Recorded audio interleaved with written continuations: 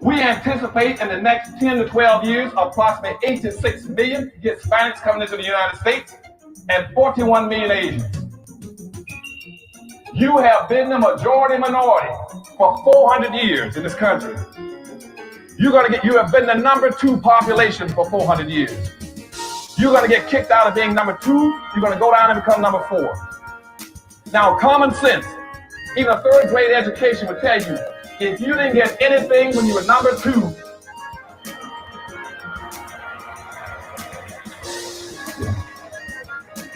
you all jumped ahead of me, but anyway, you can guess what you're going to get when you become number 4. President Biden, do you support reparations? Well, I mean, since I haven't spoken on this in a chance, number one, the reason we're the country we are is because of immigration. We've been able to cherry pick the best from every single continent. The people who come here have determination, resilience. They are ready to stand up and work like the devil.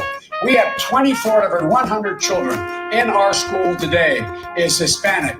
The idea that we are going to walk away and not provide every opportunity for them is not only stupid and immoral, but it's bad for America. They are the future of America.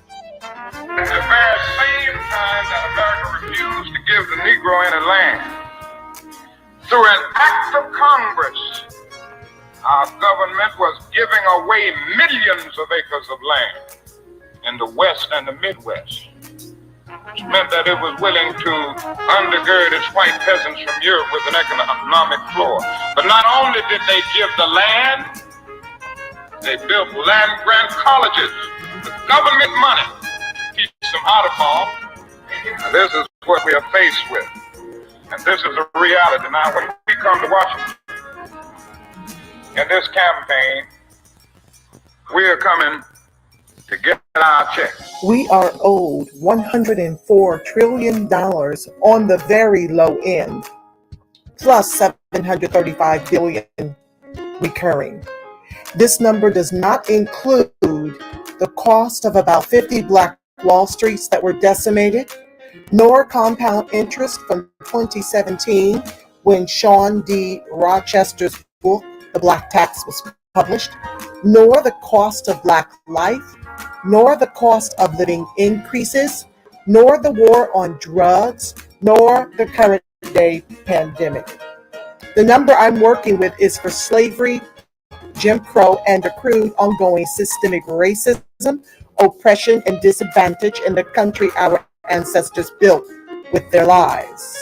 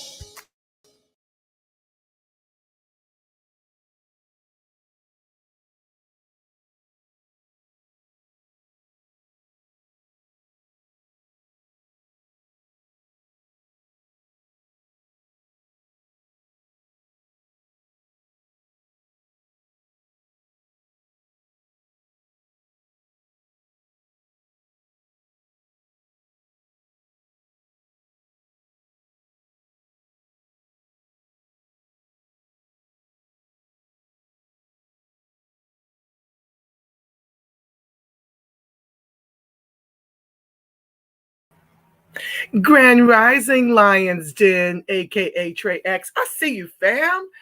Well, I had this scheduled incorrectly for 9 p.m.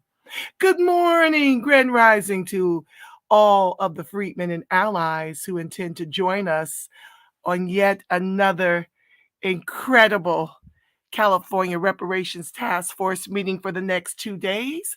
So grateful for your presence here. I don't see you over in Facebook nor Twitter, but I welcome you one and all. We're going to get started in about 1 minute, so I'm going to set it up. I'm in court this morning, so I haven't put my name in the queue yet to be heard. So prayerfully, my late notice to the task force will still allow enough time within the hour for me to make public comments. So please stand by as I share the screen. Welcome one and all. Thank you.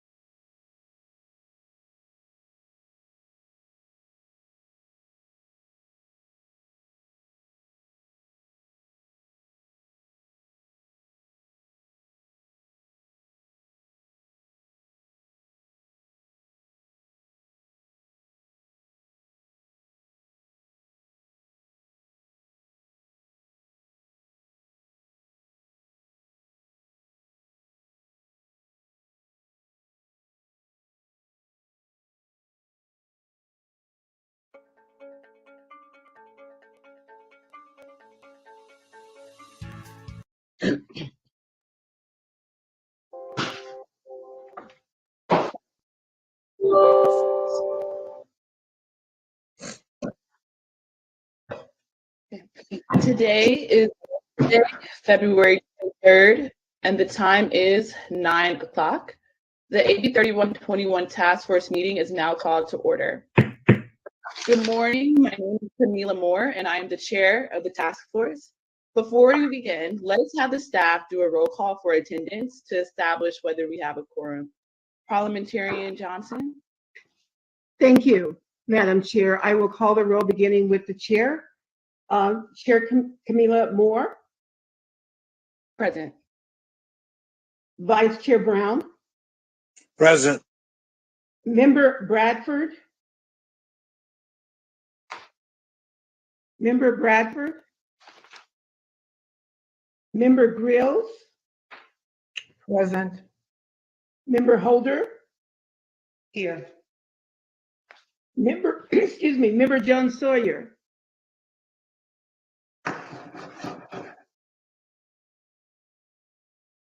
Member Lewis. Member Tamaki.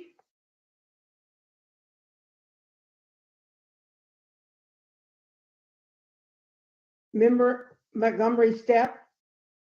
Here. I couldn't hear Member Tamaki, but I do see him present. I'm going to call again Member Lewis. Member Bradford. And Member Jones Sawyer.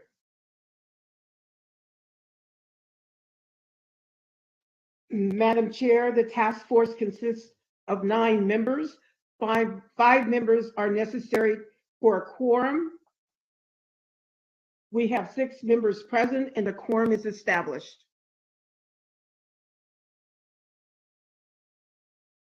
Now that a quorum has established, I would like to welcome members of the task force and members of the public to our California Reparations February Black History Month celebration. So today we are gathered today to celebrate Black History Month and to also commemorate and celebrate reparations advocates of the past and future. Today is largely ceremonial in nature and tomorrow will be largely business. But today the task force wanted to take this space and opportunity to honor our ancestors, African-American ancestors who were sold and traded off the shores of Africa to build one of the greatest nations in the world, which is the United States. And we have so many wonderful speakers lined up to speak to the historical nature of this task force and of reparations advocacy in the United States.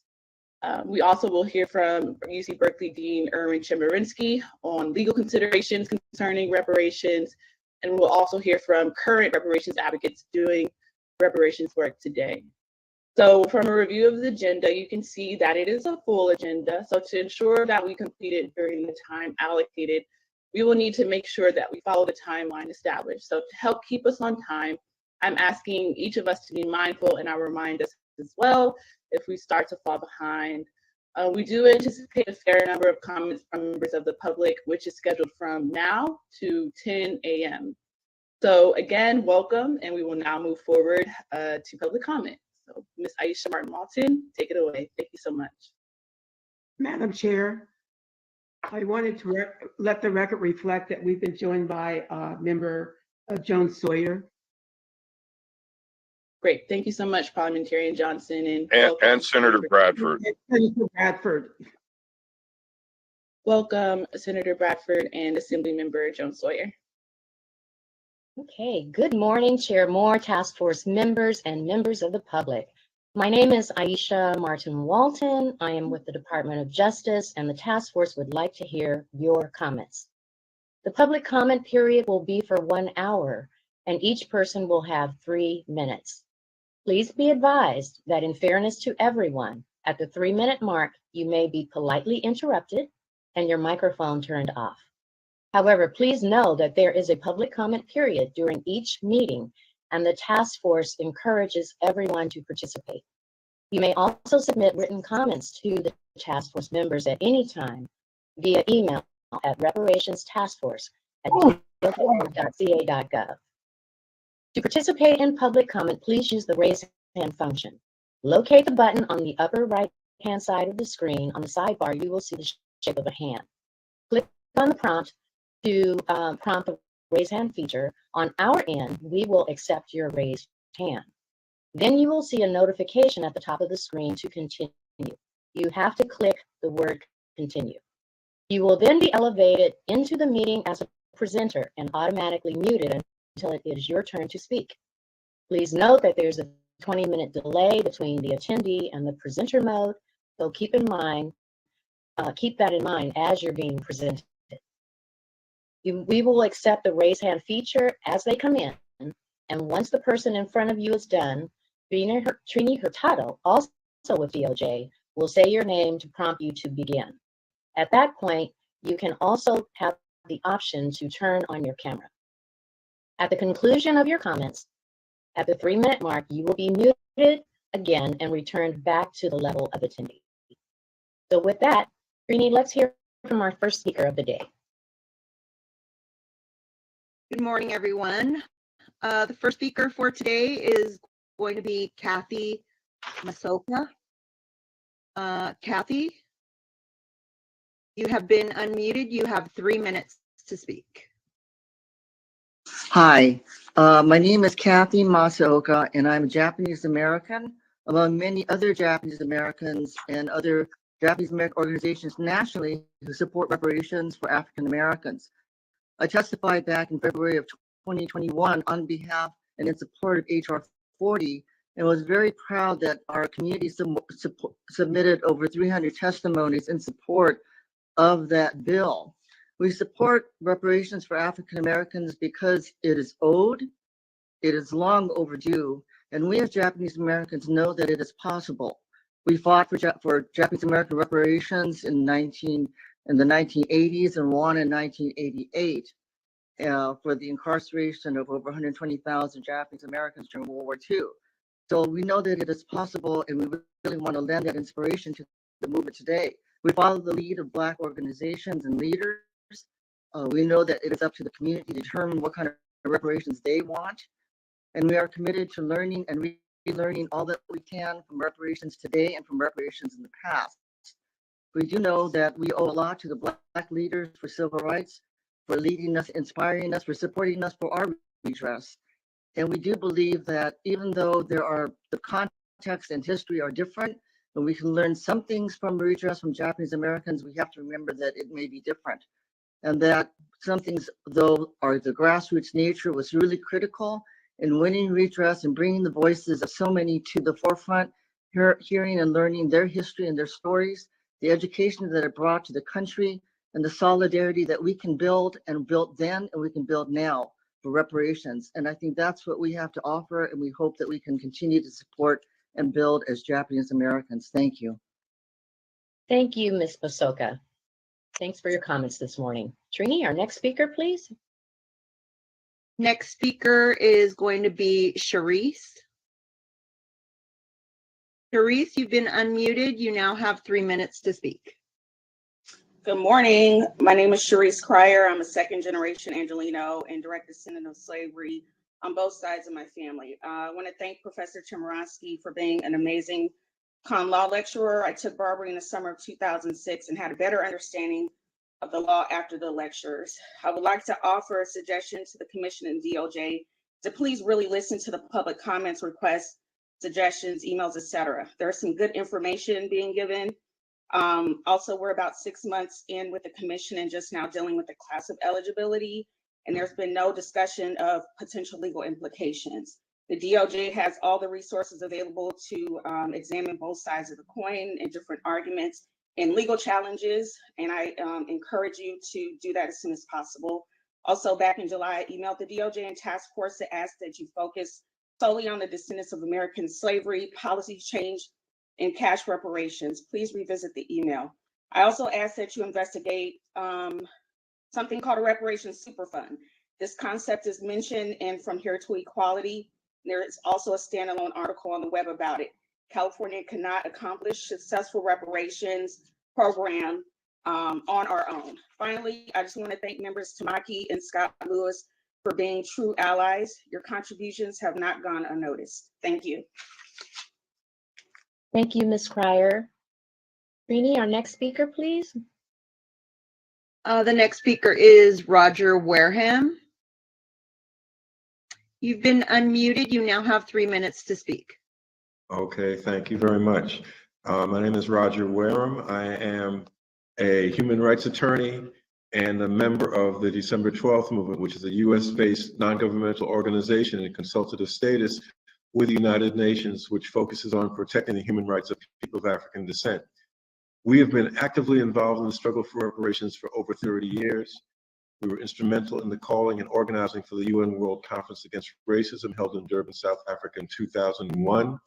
With the National Black United Front, we took over 400 people to lobby for what became the Durban Declaration and Program of Action, which historically recognized the transatlantic slave trade as a crime against, and slavery as crimes against humanity, that reparations were due to the descendants of the victims and the economic basis of racism. We and NBF also called for to organize the first national reparations rally, Millions for Reparations in Washington in 2002. And I am one of the lead attorneys in the lawsuits initiated by Deadria Farmer-Paellmann, who's going to be in one of your panels later.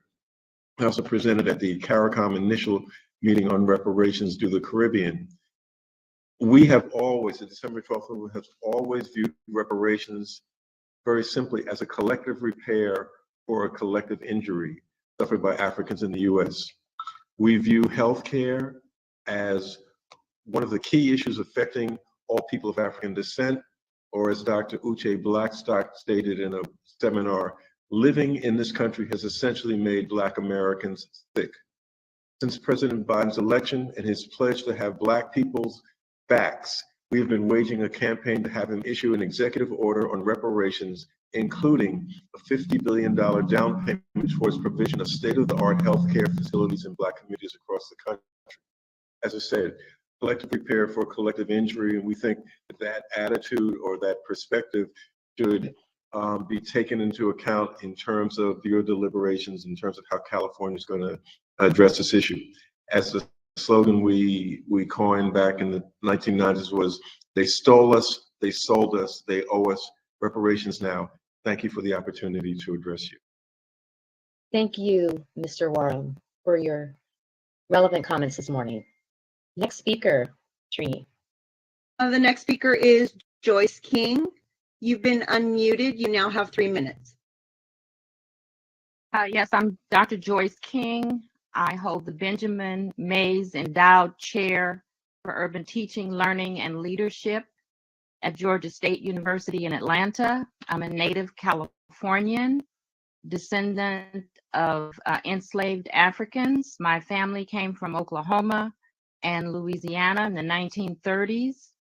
I have been raised in California. I was director of teacher education at Santa Clara University for 12 years. I'm a graduate of Stanford University, and I'm here to emphasize the point that reparations is more than a check. I want to commend the California Reparations Initiative. I served on the National African American Reparations Commission for a number of years, and I'd like to encourage you to look at the platform of NARC, which includes an education provision. I think repair includes education, not just for African Americans, but for everyone in America. We are currently experiencing an onslaught of legislation, turning back the clock, preventing teachers and professors from teaching the truth about American and world history. And reparations in California will be able to shine a light on possibilities for repair through rewriting knowledge.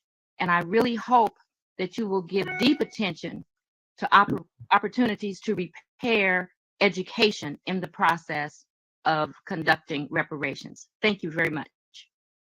Thank you, Dr. King. Trini, our next speaker. Next speaker is Bryant Bowling. You've been unmuted. You now have 3 minutes.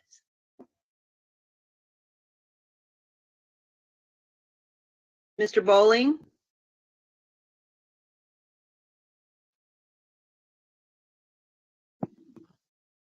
Can you hear me? Yes, we can. You're a little low, but we can hear you. Okay, my name is Bryant Bowling, and I'm a member of the West Coast Cobra organization here in Oakland, California. I'm a retired social worker. My wife is a retired nurse. Our goal is to repatriate to Africa, particularly to Ghana, and reparations will assist us in our goal to repatriate.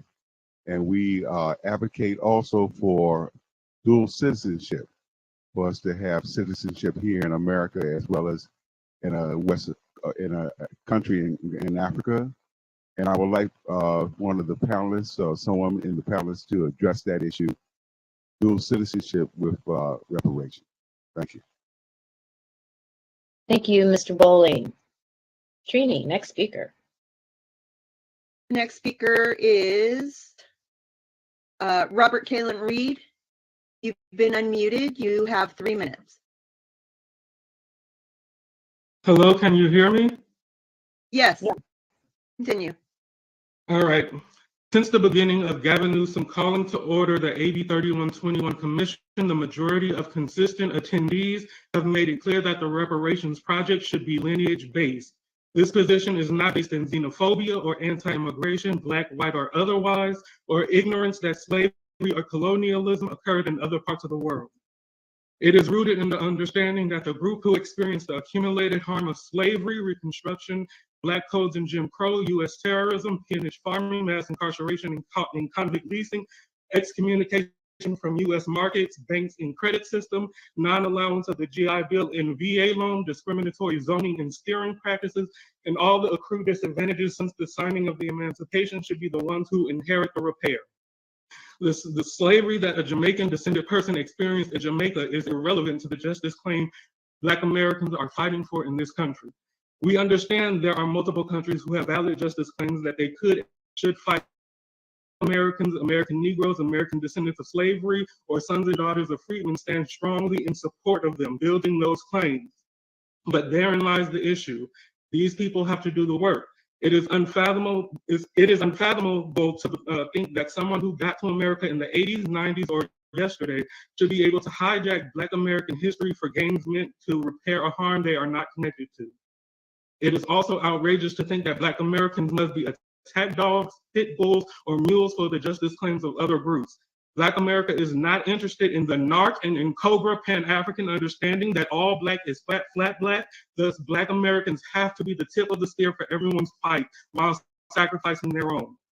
Speaking of NARC and COBRA, there are many reparationist groups that have done the grassroots work to build momentum. Yvette Carnell and Antonio Moore from ADOS, Friday Jones and Chad Brown from NAASD, and Logic Supreme, Ali Bay and Naheem from Be the Power. They differ in many ways, but they all agree that this process needs to be as open and transparent as possible. This is the exact opposite of NARC and COBRA. They have purposely kicked advocacy groups out of meeting spaces so their ideas aren't challenged. They have been part of writing questionable bills that sits members of their organization on long-standing committees with no real reward for the people. And they have weaponized long-standing relationships with members of legacy Black organizations or government to sabotage their reparationist peer groups. Black America is not interested in these subversive tactics that pulls the power out of the hands of the people and centralizes it into a group who gets mad when they're questioned. If this committee was convened to do the will of the people, then the people say this process should be transparent and lineage-based. Thank you. Thank you, Mr. Caylen, for your comments this morning. Trini, our next speaker, please. Our next speaker is Greg Marcel Dixon.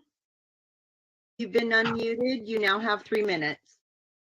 Hello, everyone. My name is Greg Marcel Dixon. I am a U.S. congressional candidate from South Carolina District 6, and I'm just here to make sure that everyone on the panel understands what reparation is and what reparations is not.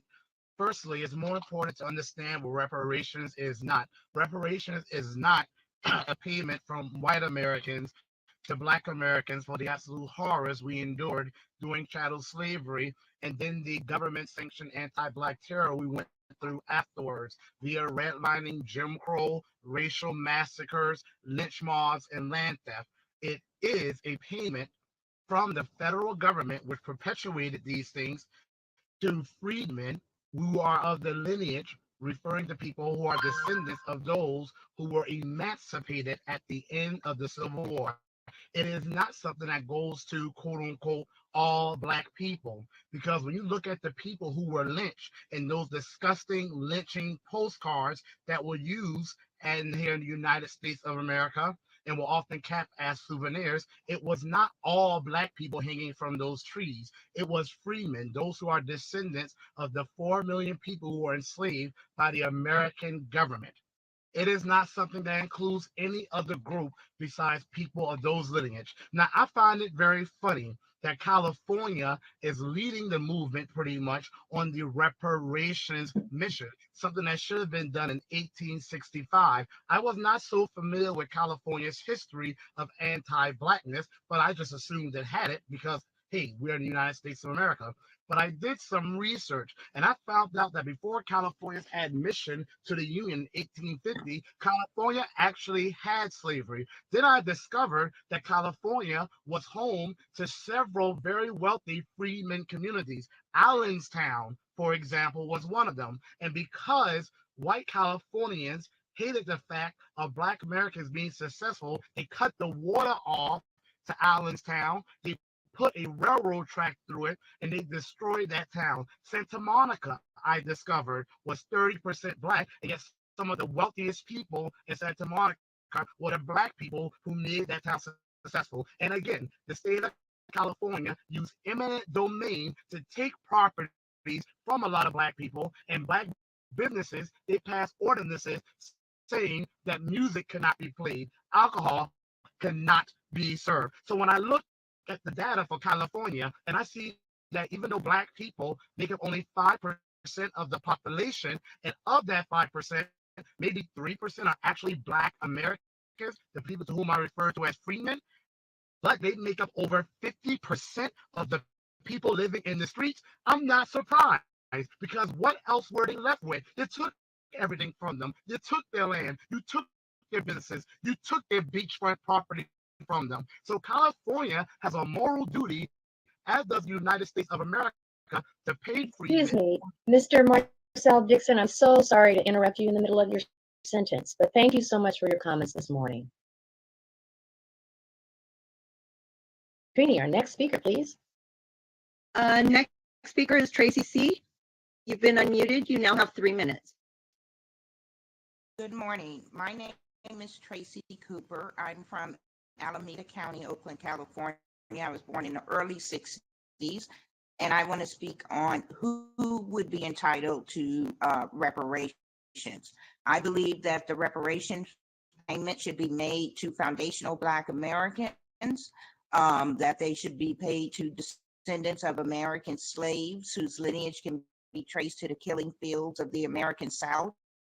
I myself suffered through forced integration in California through the school busing program, and the damage was so great that to this day I have not attended one of my high school reunions, which I think I'm coming up on my 45th high school reunion at this point, because my community was forced bused into Woodside, California. There were very few Black students. We were mocked as we were getting off of the school buses. We couldn't stay after school to participate in school sports and so forth, because once those yellow school buses left that high school, left the hill school and went back down to the flatland, we had no other way home. Only very few of us could participate. I believe reparations, the recipients can trace their lineage through the U.S. Census back to 1870, that those entitled would be shown as Negro on census records, on their birth certificates in California, either through the parent or the grandparent, that they have claimed Black all their time in California through school records, immunization cards, etc., and that they can prove California residency through the Department of Motor Vehicles, the voter records, the school records, hospital records prior to December 31st, 2021. Thank you. Thank you, Ms. Tracy. Rini, our next speaker, please. The next speaker is John Mudd. You've been unmuted. You now have 3 minutes to speak. Thank you. I am calling in because I too have concerns about how far we are in this process, and we're still questioning eligibility. I think that this should have been something that should have been hashed out from the very beginning, and it seems that Shirley Weber was very well, she thought it was very clear as far as what the intention was with this bill. And I think that for the most part, the people who have been calling in, the audience, the people have been very clear about what they want. And I think that Dean Ernest Chemerinsky will also bring some clarity to this matter as far as discussing what would be the best way to construct this legally as far as eligibility is concerned. I think it's clear that we have to base this on lineage, and that is for the people who descend from American chattel slavery. And also, I do agree with Shirley Weber that the free people who may not have been enslaved during the founding of America, but were enslaved earlier and earned their freedom, but were also eligible to be victims of slavery because they could have been captured at any time. Those people should also be included. But other than that, I don't know why this is such a hard thing for everyone to understand. It should be very clear that there has been a group who from the very founding of this country has been terrorized and disenfranchised, and it is our time to be repaired. And I think California is leading the charge, and hopefully it can influence the rest of the country and we could get something done federally. But those are my thoughts. Thank you for my time. Thank you, Mr. Mudd. Rini, do we have anyone else? Yes, the next speaker is Brooke Sinclair Duke. You've been unmuted. You now have 3 minutes to speak. Hello, thank you. I'm specifically here testifying to make sure that we have exclusionary in whatever sort of eligibility criteria for reparations. No other group on this planet has ever had something as small as detrimental as a one-drop policy. Drop rule is still on the books for Black Americans. So because we are in this discussion about reparations, everybody and their mama or suddenly claiming to be Black, suddenly claiming to be Black Americans, suddenly white people, white people, Africans, Latinos, everybody in the, everybody's got a cup, but they haven't chipped in. Quite frankly, I come together to create a draft, an exclusionary clause to this that it lets people know that it is not based upon their just the lineage. It is, yes, the lineage first and foremost, also based upon the atrocities within that lineage. I am from a background of engineers. My family was lucky enough to pass for white rights, and they were able to use that ability to pass to buy land.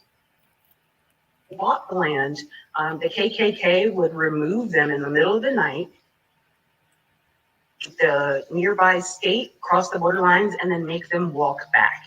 And that is a story that is not present in the Japanese, that is not present to or any other group who is currently receiving reparations from us, such as the $235 million that the Biden administration has recently given to Palestinians, and within the last year, the Biden administration has offered $56 million to Asian and Pacific Islanders and 1.2 to the tribal nations. There's no reason for us to be constantly scrambling, and that is our right, when we have American terrorists that are conquering us and keeping us from our right to prosperity and freedom.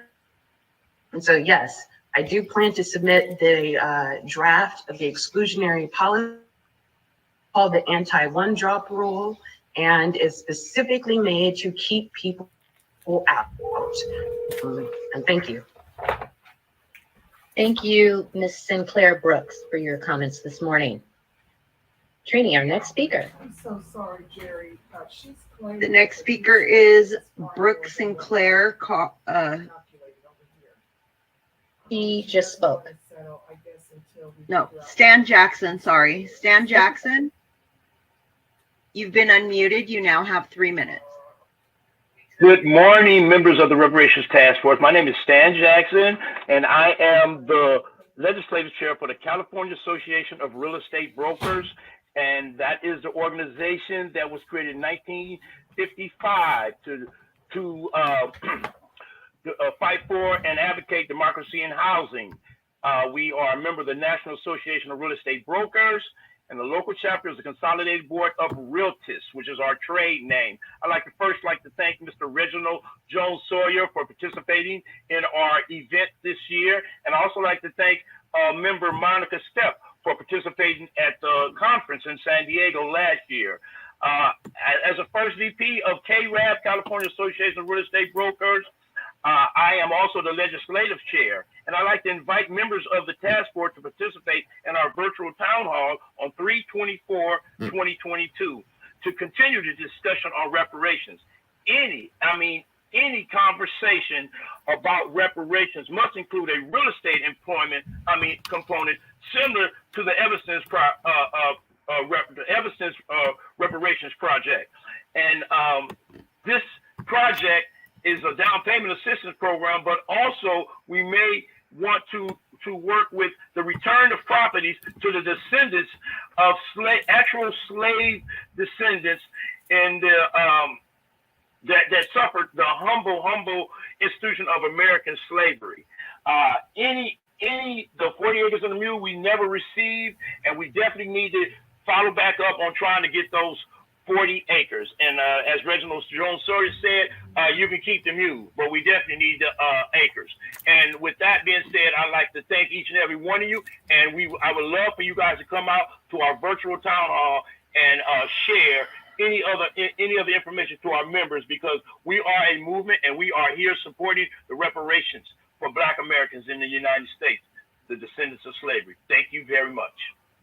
Thank you, Mr. Jackson. Trini, next speaker, please. Next speaker is Tariq Nasheed. You've been unmuted. You now have 3 minutes. Greetings. How's everybody doing? Can you hear me clearly? Yes. We can. Okay. I appreciate everyone for talking about the reparations qualifications. We have to make this very simple. Reparations are exclusively for foundational Black Americans who were enslaved here in America. The reparations claim should go directly to people who are owed the 40 acres and a mule and their descendants. We have to stop muddying the waters when it comes to such a very important claim like this. We should not open the doors to giving reparations to everybody based on mistreatment, as one caller said earlier, because that will muddy the waters and we'll be right back to square one. Foundational Black Americans exclusively should get reparations. It should be in the form of cash payments, and it's not that difficult to find out who is a foundational Black American and who's qualified. If your lineage can be traced back to the 1870 census and your name is Negro on that census, you are a foundational Black American. And as our brother Sandy Darity said, people now who qualify must be classified as Black for at least 10 years. So we don't have a whole bunch of $5 FBAs popping up claiming to be descendants of slaves and foundational Black Americans. We have to make this cash payments. Every other group is getting cash payments. The Democrats just allotted about $10 million to Asian groups a few days ago. They're allotting money to Afghan refugees. They're allotting money to Hispanic refugees. So all of these other groups are getting cash payments. There's no confusion. The confusion comes when it comes to us. All of a sudden, the waters are muddy. Somebody was in here talking about repatriation to Ghana. We cannot have that. This is not what this is about. Nobody needs to go to another country. We're not from Ghana. We are foundational Black Americans. This is a nation that foundational Black Americans built, and we need to be compensated for what we built because we have the legacy of anti-Black racism that has disenfranchised us economically. So we need to be repaired economically. Thank you very much, ladies and gentlemen. Thank you, Mr. Nasheed. Thank you for your comments. Trini, our next speaker. Our next speaker is Marcus Champion. You've been unmuted. You now have 3 minutes. Good morning, Task Force. My name is Marcus Champion. Can you guys hear me? Yes, you're good. Yeah, my name is Marcus Champion. I'm a California native, born and raised in Inglewood, currently living in South Central. I want to talk about who is eligible. There's a reason why Secretary of State Dr. Shirley Weber allowed our organization, now known as CJAC, the Coalition for a Just and Equitable California, to make amendments to the eligible party. Originally, it was just African American, but she accepted our language that changed it to African Americans who are descendants of persons enslaved in the United States, because it's a lineage standard, not a race standard. And I want to also address my fellow Black brothers and sisters who spoke before me, that we have to think about what's legal and not our feelings. As Dean Chemerinsky has stated before on our show, Politics in Black, if we make this about race and not lineage, violate Prop 209 in California. Greaterly, federally, you violate equal protection. So that means that reparations is thrown out. Reparations is null and void. If you make this about all Black people and not make it specific to the actual agreed party within the state and then also within the United States of America. So that is my comment for today. Thank you. Keep up the good work. All right. Thank you, Mr. Champion. Trini, our next speaker. The next speaker is LaDonna. LaDonna, you've been unmuted. You now have 3 minutes. Yes, good morning. Can you hear me? Yes, we can hear you. Okay, good morning. LaDonna Williams. I am a native of California, specifically San Francisco. And I just wanted to add many of the comments that I planned on making have already been made. Thank you, Mr. Nasheed, for eloquently pinpointing them. I wanted to remind the board that, or the committee, that March 2021, from March 2021 to April 2021, you were able to, San Francisco in particular, or I guess California, was able to come up with a resolution and support of Asian Americans. It took 1 month, pretty much in 7 days. They were able to come up with support of the Latino immigrants who were illegal trying to pass the border, yet $450,000 was on the table, or is on the table, or may have already been paid, who knows. The Afghanistans came behind them, yet Black folks are still waiting. We're still studying. We've been studying since the beginning of time. And even more so, we don't hear accountability to slavery, the slavery area that dealt with insurance.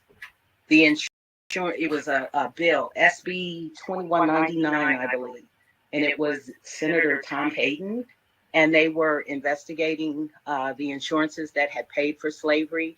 But when you go to those links, they're not working. You can get pretty much the summary of it, and certain insurances who admitted to paying and supporting slavery and made payouts, but you can't really get the gist of what we need so that we can pick up that ball and keep rolling with it as well. And I concur and totally agree with the previous speakers who says this is for those of us whose lineage have paid the price for our babies boiled, sold, fed to alligators, our parents separated, us having to do lineage search only to find out that our ancestors were not only owned by owners of America, regular white folks, but we were owned by Indians as well. And so we don't even talk about enforcing the 1866 treaty, which Black freedmen and their descendants are entitled to. Those are the focuses that this committee needs to stay focused on, not everyone else. It is not fair. We were not on the committees for the Asians and the Afghanistans and everyone else. Why is everyone else on our committees dictating who this money should go to? It is very clear that it is Black folks who have paid the price, who have built this country, and who continue to plead, beg, and pray that you do the right thing. So I would propose LaDonna, I'm within so the next sorry. 30 days, you come up Ms. with LaDonna, I am so sorry to interrupt you, but your time is up. And thank you so much for your important comments this morning. Thank you. Our next speaker is Laura Pidder. Laura, you've been unmuted. You now have 3 minutes. Good morning. Thank you for allowing me to make a public comment today.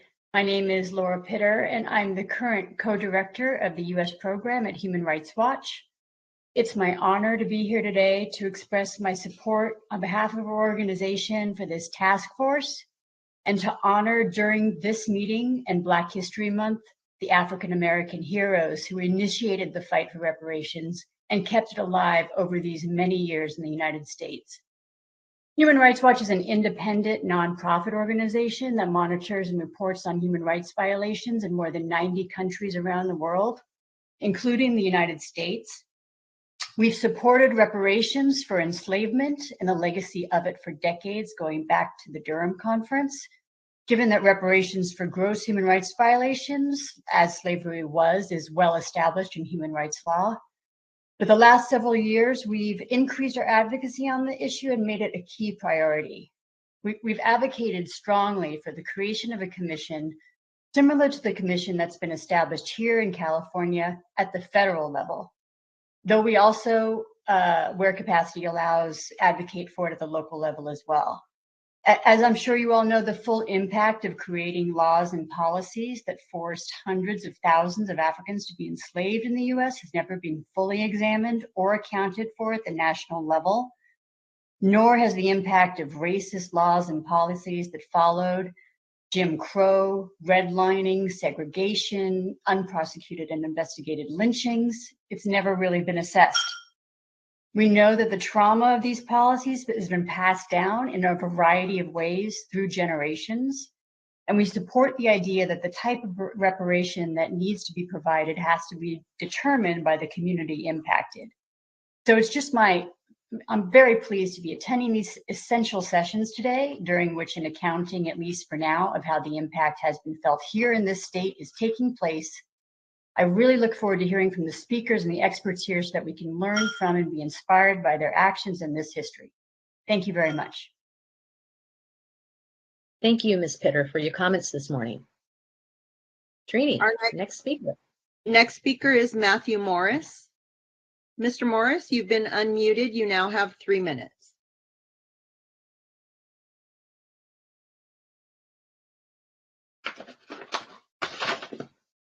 Matthew Morris.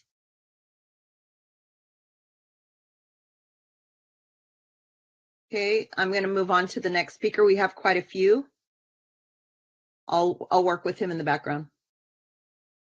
Okay. Next speaker is Friday Jones. Oh, shoot, it's me. Friday Jones, you have 3 minutes to speak. Good morning. I am Friday Jones. My name is Kansa Jones Muhammad, and I'm co-chair of the National Assembly of American Slavery Descendants and a founding member of the Coalition for a Just and Equitable California. I'm also a commissioner for the city of Los Angeles as appointed by Mayor Garcetti to the Reparations Advisory Commission, and today I am speaking as an individual.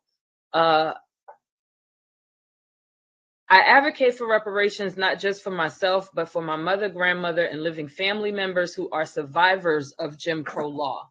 It is also for the next 7 generations to come. My grandfather's family, the Ogburns, were sharecroppers in Caledonia, North Carolina. The land was claimed by the state in order to build a prison.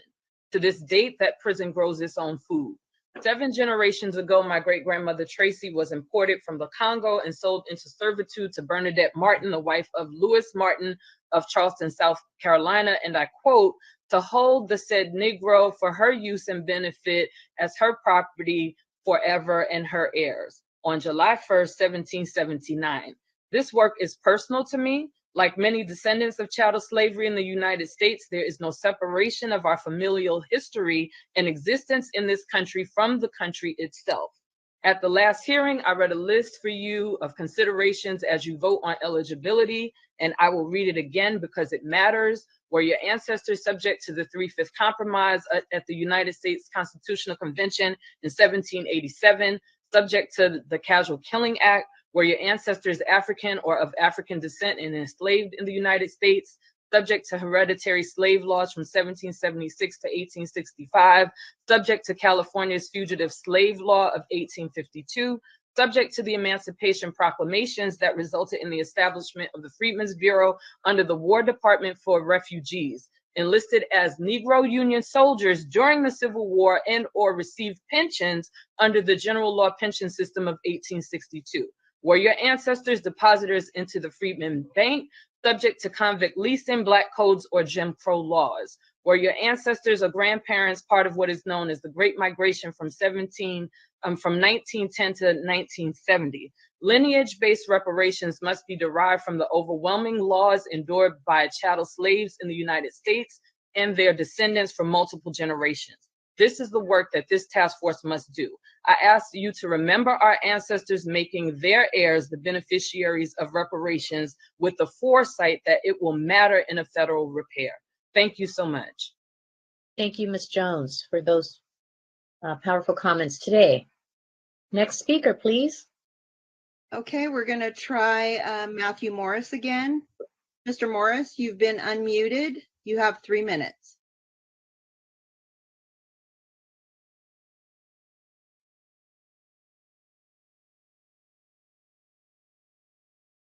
He was having some mic issues. I'll just move to the next person.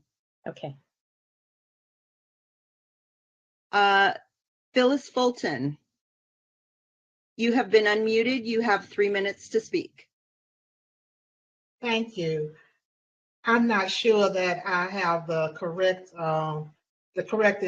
correct information about the conference. I'm in North Carolina, and I just learned about it last night. I don't know if it's just for people in California who are considering who should receive reparations. One thing that I wanted to say is, as you develop the laws, you remember or realize that you could be a model for the rest of the countries as they address the reparation issue. And the things that I would like for everyone to keep in mind is that after the law is passed, we have to make sure that the issues related to a backlash addressed before, while as the law is being written. Because a lot of times when we write laws, it's done out of reaction. It's a reactionary purpose, but we also have to think about the long term. How is it going to affect everyone, and how, or what can we do up front to make sure all of those backlash issues are addressed before it becomes a real national crisis. That's one of the things that I wanted to add, because I want to see everyone who's entitled to a reparation to be able to receive it. But I don't want to see a lot of backlash from various groups or various races or various nationalities. So if we work up front to address those, then that should take care of a lot of that as we move forward. Thank you. Thank you, Ms. Fulton, for your comments. Trini? The next speaker is Sisterella. You've been unmuted. You have 3 minutes.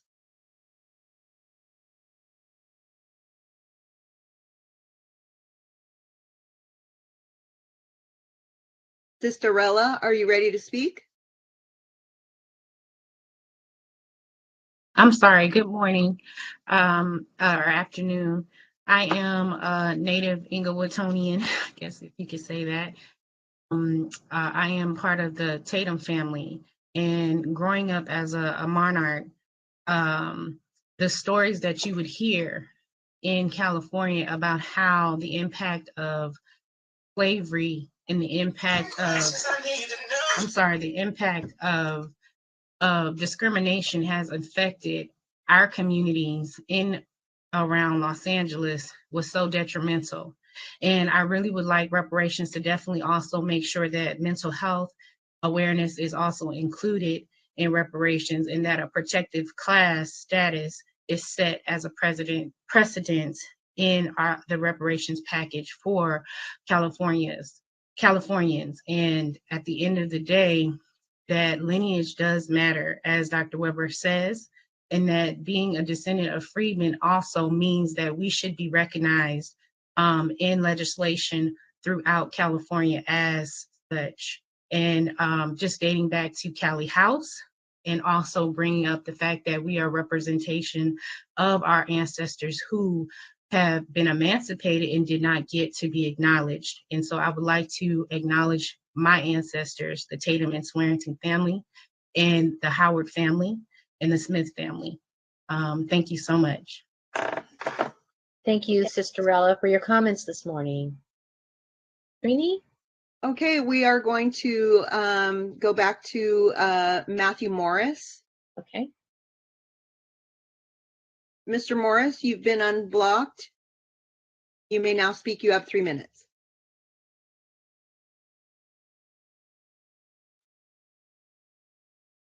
Pardon, can everyone hear me now? Very low, but yes. Okay, apologies. So, first off, and I've also been blessed with the opportunity to speak during the public comment section in January. I understand the importance of taking advantage of these occasions to be a part of the public comments. After all, my ancestors sacrificed life and limb for me to be able to speak here today. My grandmother cleaned schools and houses for her grandchild to one day be able to speak. My mother worked long hours inside and outside of the house to not only allow for me to be able to speak here today, but to do so with intelligence and confidence. So today, I would just like to remind us that we are all not here just for ourselves, not just for our ancestors, but for the ones that never made it to get to this point, for the ones that never survived the trip across the ocean, the ones that perished in bondage, to the many souls that sat in inhumane conditions in Gory Island, the place that my ancestral tribe of the Fula now inhabit, the men, women, and children that were taken from their native land only to see home within reach but would never step foot on its shores again. I say thank you for all of you that are contributing your time, your energy for this movement. The very work that you are doing is truly an inspiration. Let me humbly remind us of all the saying that we must never forget, the wisdom of our elders that told us, if you want to go fast, go alone. If you want to go far, go together. And so with solidarity and love, I say that the work is not done. The soil is merely tilled. The sprouts are yet to have sprung, but they are coming. The harvest not yet reaped, but it is coming. The victory is not yet here, but it is coming. Let us continue to tend the work that needs to be done to provide a brighter tomorrow that will lessen the darkness that may emanate from the hardships of today. And to the souls that have profited from the system that has inflicted so much pain to our communities, the bill has come due. My name is Matthew Morris, and thank you for your time. Thank you, Matthew Morris. Trini, our next speaker. Okay. Our next speaker is Ernest. Ernest, you've been unmuted. You now have 3 minutes. Oh, greetings, task force members. My name is Ernest Russell, and I'm located in the state of Michigan. Like always, I want to commend you guys for the work that you are doing. And, I just want to, build off of what previous speakers have already made clear. I think it's pretty evident that you guys are leading the nation on the topic of defining what a true reparations program should look like for the descendants of freedmen or those who share that pedigree. As a descendants of those who were held in bondage, I would like to ask that the task force support Secretary of State Weber's comments regarding the community of eligibility.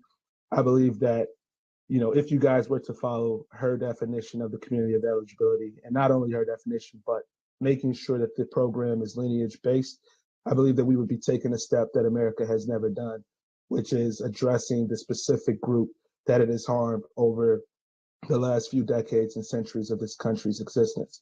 And I think like many of your, many of the presentations that were put together shows that we need to have some sort of specificity and focus that is geared towards the community of eligibility, specifically those who endured the harm, so that we actually get this right the first time around. This task of reparations for Black Americans who descend from slavery is actually a pretty large task, and I do commend you guys for some of the conversations that were held, as well as some of the proposals that were made by your task force. I think it's truly revolutionary, and coming from the state of Michigan, where we only have a local city task force that's seeking to study reparations proposals in the city of Detroit, we are in hopes that we can also secure a state task force for the state of Michigan, in which we could achieve some of the same things that you guys are seeking to achieve, at least until the federal reparations program is passed. So with that being said, I just want to, ask the task force to consider, sticking with Shirley Weber's comments regarding the community of eligibility, and recognizing that if you guys were to do so, you would truly be doing a service to those who descend from freedmen or those who were formerly enslaved in America. And with that, I want to thank you all for your time. Thank you so much, Mr. Russell. Trini, let's do a check-in. Public comment ends officially at 10:05, and that would be about 3 more speakers. How many do we have in the queue? Let's let Chair Moore know. We have we have about 9 speakers still in the queue.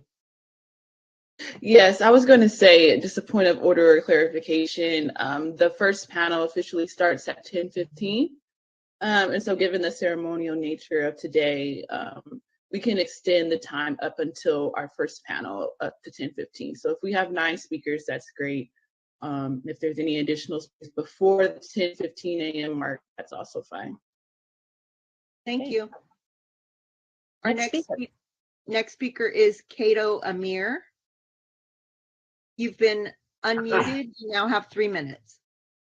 Hello, everyone. I'm Cato Amir here, and I'm just calling to speak about eligibility and say that eligibility should be limited to the people who are descendants of the people who actually went through the harms that were done. And reading up on California, I read that in 2021, California gave almost $2 million to people who are in the country illegally. If California can give almost $2 million, over $2 million to people in the country illegally in just a matter of months, they can definitely give resources and cash to those who are descendants of the people that were enslaved by the American government. So it's not a matter of what needs to be done, because the wrongs that have been done to Black Americans, freedmen as I call them, is well documented in the United States of America. It was going on until the 1970s, and the legacy still happens today. It's much easier to find the descendants of those who were enslaved by the American government than it is to find people in the country illegally who are usually trying to avoid authorities. So if we can do it for people in the country illegally, we could do it for people who built the country and has made it the great country it is that others seek to get into. And that's what I want to say right there. And I want to thank y'all for spearheading this initiative. It's funny that a state level government is taking on this task when federal leaders like Karen Bass of California is not doing it. She can't even bring herself to say the word Black. She says minority institutions. So I want to thank y'all for being bold enough to do something specifically for Black Americans who are descendants of the enslaved, because our federal leaders sure as hell are not doing it. Thank you. Thank you, Mr. Amir. Trini, your next speaker.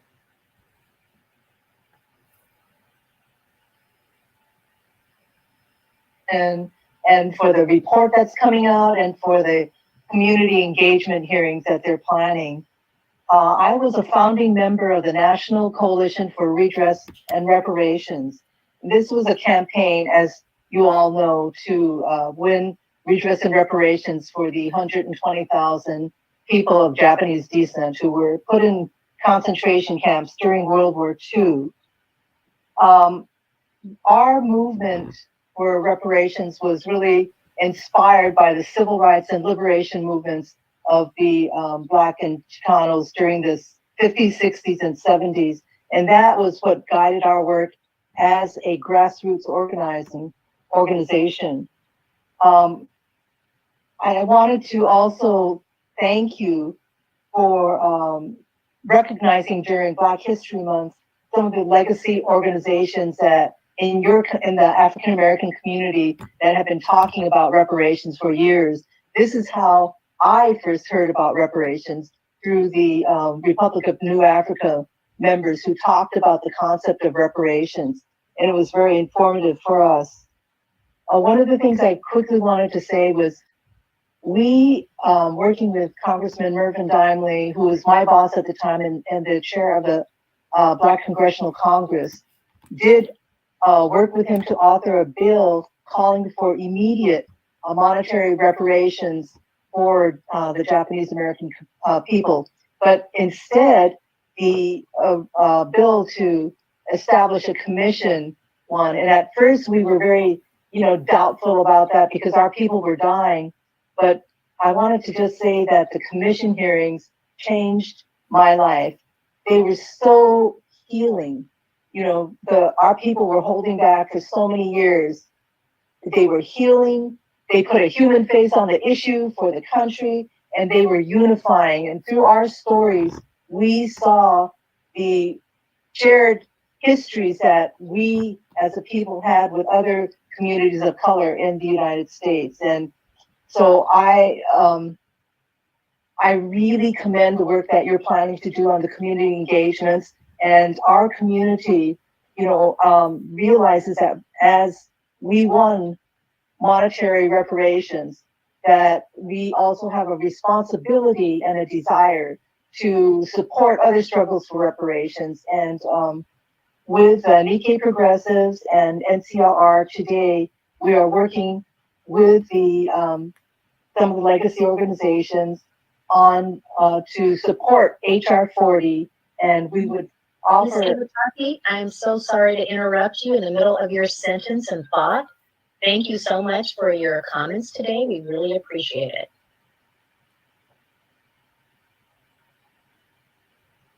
Our next speaker is Willard Lett. You've been unmuted. You now have 3 minutes. Thank you. My name is Willard Lett. I was born and spent my early childhood in Mississippi. I currently serve as the male co-chair of the New England chapter of the National Coalition of Blacks for Reparations in America. And we commend California for the work that you're doing, but we also want to remind California that reparations means full repair. Nkoba has identified 5 injury areas that are a result of African chattel enslavement and its ongoing vestiges here in American society. But in addition to those 5 injury areas, we've also identified 5 remedies which are outlined in international law. One of those remedies is compensation. We agree that compensation is necessary, but while necessary, it is insufficient to provide full repair for the injuries of African chattel enslavement and its vestiges. In addition to compensation, we require and request rehabilitation, both physical and mental rehabilitation for the injuries that have been caused in the area of health. We require and request restitution. Restitution is restoring a people to its former stature and status, and to address the injury area of peoplehood, nationhood that was suffered by as a result of African chattel enslavement and its ongoing vestiges. A third remedy is cessation and guarantee of non-repeat. We don't have to talk a lot about that. We see as we look around the kinds of things that are happening, this ongoing legal lynchings as well as extrajudicial killings that we see in our communities across the land. And finally, there's satisfaction. Satisfaction, according to our esteemed elder Dorothy Benton Lewis, it's not over till we say it's over. We need satisfaction. We cannot allow the fox to decide what's enough for the hen house for the crimes that they have committed. So we thank you for taking this step on this journey, and we look forward to supporting you in any way that we can. Thank you. Thank you. Thank you, Mr. Lett. Our next speaker, Trini. Our next speaker is Reginald Mckinley. You've been unmuted. You have 3 minutes. Hello, everyone. My name is Reginald Mckinley. Just want to make sure you can hear me. Can you hear me? Thumbs up? Yes. Okay. Yes. Thank you so much for forming and being part of this reparations task force. As an individual who lives in Southern California, specifically Los Angeles, I know how important it is to connect the dots on how we've been impacted and in what ways we look to repair. Specifically, I would love to connect with you all and partner with you. I've done extensive research on Capitol Hill and from local level up to federal level, and I'm interested in really putting my hands in and doing some lifting with you all. I've applied for the research role that you guys have listed as the research data specialist, and so if you're interested in having that type of help, I'm open to it, and I would love to connect with whoever is over that process. Again, if there's someone I could talk to, email or something, throw it in the chat. Other than that, I'm going to stay on and just really absorb what you guys are offering and see in which other ways I can support all that you are doing. Thank you so much, and have a beautiful day and a great meeting. Thank you, Mr. McKinney. Amy, next speaker. Our next speaker is Dr. Kimberly Ellis. You've been unmuted. You now have 3 minutes. Can you all hear me? Yes. Yes. Oh, perfect. Thank you so much. Good afternoon. I want to thank the California Reparations Task Force and Dr. Shirley Weber for her leadership, both in California and federally, as she works with HR 40 to continue the work of the late John Conyers and that of NCOBRA, the National Coalition of Blacks for Reparations in America, and specifically Omari Obadeli, who started that work. I helped personally launch and work directly on the legal case for the Tulsa Reparations Commission, which I believe is the first modern state-led reparations justice claim. So I really honor the work that the California Task Force is doing today. I work directly with Charles Ogletree, Johnny Cochran, Randall Robinson, Adjoa Aiyetoro, Dennis Sweet, and Michelle Robinson, and others. And I want to honor that work. I'm really glad that Hakeem Jeffries put in Tulsa in HR 40 because I really believe that it is the quintessential case that will answer this call for reparations.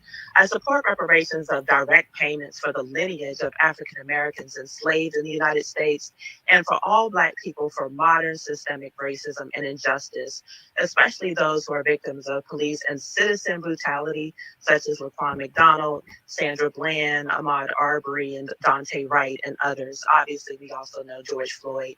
So I want to stand here just in honor of my ancestors and ask you all to definitely consider that we really shaped American democracy, especially during Reconstruction. We were denied justice. We were denied everything that we worked for, literally from that period of Reconstruction until now. It's been nothing but a struggle. It's been nothing but rollbacks. Every time we make an achievement, we have white supremacists that are in the American government that work very hard to roll back those achievements.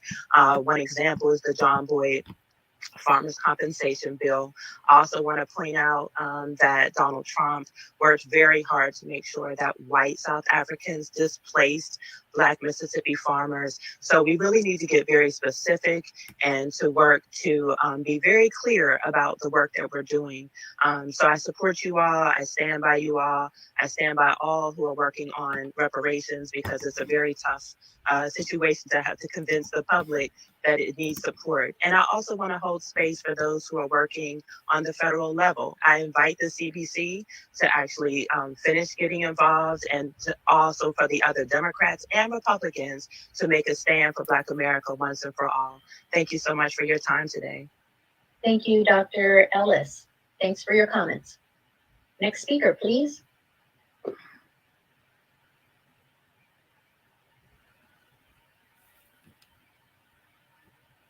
Greenie, do we have anyone else? The next speaker is Cash Gaines. You have 3 minutes. Peace to the panel, peace and reparations, and to Don Tamaki, a deep bow. I want to say first, we're considering this Black Future Month. I just want to make that clear. I want to say since this specific meeting is about current efforts for reparations, I wanted to mention direct cash payments specifically.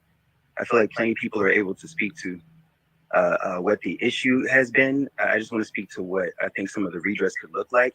I mentioned months ago when I called in, I would say the second task force about Oregon's Senate Bill 619, which offers lifetime payments of $123,000 a year, tax-free. I'm suggesting that California multiplies that by 10 for California, just based on its economy. I ain't no math surgeon, but clearly lifetime payments are an example of what true redress can be, instead of just a single check. I just want to make that clear. By the way, the Holocaust reparations claim was 3-pronged, and one of those prongs was $125 million of lifetime payments as well. And we can also shout out Obama, who gave them $12 million of American money. I want to mention that for direct cash payments, our elders who've survived to 50 years old and above, I don't want to set a specific, age, not out of disrespect, but they need to receive an upfront cash payment as well. It shouldn't be that we're all receiving a check at the same amount at the same time. Our elders who survived this system need $5 million up front if California can achieve it. Now, Evanston was mentioned earlier for housing. I think it should be well understood that $25,000 stipends when the housing market is $400,000 there means that $40,000 is how much you need for a down payment. We need to make sure that the numbers are correct there, which is why I wanted to mention the Japanese reparations claim. Mr. Tamaki and I'm sure Ms. Iwataki, who called in earlier, already know that they received direct cash payments, but their checks were based on the appraisal of their houses in the 1940s and not in modern day. We're not falling for that same trick bag again. We want our 40 acres, as a realtor said earlier, and we're not forgetting the mule. Y'all know I called in saying it's 40 acres in a Tesla. We can call it an electric vehicle. There's a Black-owned electric car company, MIMS Motors, and California already pays $14,000 towards the first electric vehicle that anyone buys there through the federal EV tax credit as well as a California one. So they can extend that to pay for Black Americans' electric vehicle, have us in a clean Black History, Black Future Month world. And lastly, HR 40, as was mentioned early, is named after 40 acres and a mule. I just want to make that clear, that 40 acres is owed to the descendants of American chattel slavery who were here at the end of 1865. No one who came after. Thank you guys for the space and time. Thank you, Mr. Gaines. Thanks for your comments today. All right, Trini, how many more people do we have in the queue at this point? There are 4, including the next speaker. Very good. Okay. Okay, the next speaker is Harriet Barton. You've been unmuted. You now have 3 minutes. All right, hello. Thank you, panel. Thank you for all of your work. And I usually call in every time, do public comment. And I know you guys have heard the word lineage a lot today, so I know you'll be focused on the fact that these reparations, also on the federal level, should be lineage-based. And it's not that hard to prove who's eligible because people know, you know, if they were born here, their parents, their great-grandparents, and people know what they've identified as. And I think Dr. Garrity's looking in his book, it makes sense to have a 10-year thing there where you've identified as that because people will have changed who they identify as, but it's not that hard to figure those two things out. So lineage is number one. It's very important. I wish it would have been decided earlier, but I know you guys have to do the work. And also reparations is cash. I mean, everybody knows it's cash because cash is a lot of things, but it's also policy and protection and enforcement of those policies is very important, and only the government can do that. And I'm hoping that California can be this great model and that it will spill over to federal reparations. It's just not that hard to figure it out. And also, you know, if any jobs are coming from that, it needs to be to benefit the people, the ADOS people. And I'm saying that because no one was talking about reparations recently until that infamous hashtag that people don't like to talk about. I didn't start it, but I do follow it. American Descendants of Slavery. No one was really talking about reparations. It was dead on arrival. Yes, we have HR 40, but HR 40 is trash. It's going nowhere. And it should just die on the Senate floor because it's not going to benefit the people. And also, we're in California, and I wish that the focus would be on discrimination here. Yes, discrimination is a problem, but it's here. All you have to do is look at the streets. Look at all the homeless people. Most of them are Black, probably ADOS. And I bet these people have been discriminated against. Maybe employment, who knows what. But we have a big problem here. We have a language discrimination problem. You can't even get employed unless you're speaking Spanish, so they say. And that's a huge problem. And my daughter had to leave this state last year just to be gainfully employed. And it has affected me as well. And I'm sure a lot of people, if you would just ask the people. So I just wish you just focus on the lineage, please. And also, I think that's all. And I just want to say, please don't let AB 3121 be trash. I just have to say that. Don't let it die on a Senate floor somewhere. It needs to be the focus of lineage. Thank you, panel. Thank you, Ms. Barton, for your comments this morning. Next speaker, please. Next speaker is Tony Tinker. You've been unmuted. You now have 3 minutes. Good morning. Can you hear me? Yes. Yeah. Okay. I'm Tony Tinker. I have spoken towards the panel several times, and I also applaud your work for moving forward. I work for California State University, Sacramento, and I sit on the Black Parallel School Board, which has lawsuits towards discrimination of for special education students. I sit on the advisory board for Sacramento City for Black students because of the discrimination. I've also worked with Dr. Shirley Weber on various bills, especially ethnic studies, as a humanities advisor towards ethnic studies, and that was passed. But I'm speaking to you today on my own behalf because of, personally, this work has impacted me. This work has pushed me to look at my own heritage, my own lineage, and go back and look at and explore that. And I found some surprising things. And the students that I work with every day and see every day, and the average Black people that are here in Sacramento who have been dealing with discrimination in Sacramento for a very long time, need to know these things, need to have the power. So I hope that you continue to do whatever reparations come, whatever monetary values come. I hope that you had a speaker talk about that there was a patchwork. of finding our lineage, finding our history. And I hope that you empower everyday people to do this and give them the power of the shields and so forth, because many of our young folks would do more things if they knew they came from this lineage, if they knew they came from these people who fought in this way. And even if it is a very small way, we need to think about those young people that we are pushing forth, where someone said it's 7 generations down the road we're looking at. So thank you. Thank you, Ms. Tinker. Trini, I believe we have 2 more speakers. Yes, there's still one pending, but he's not pressing continue, so hopefully he will before the next 2 finish. The next speaker is Angela Nirvana. You've been unmuted. You now have 3 minutes. Thank you. Can I be heard? Yes, ma'am. Wonderful. Thank you and good morning. Just a second. I'm so sorry. A new report from the Pew Research Center highlights striking data about the population growth of Black immigrants in the U.S. According to the study, there were 4.6 million Black immigrants living in the U.S. in 2019, an increase of 3% since 1980. The report adds that about 1 in 10 Black people living in the U.S. are not born in America. As of 2019, 60.8 million Hispanics are in the U.S., 10 million of whom are in California. 18.64 million are Asian, 41.99 million Blacks in the U.S., 4.6 million of which are Black immigrants.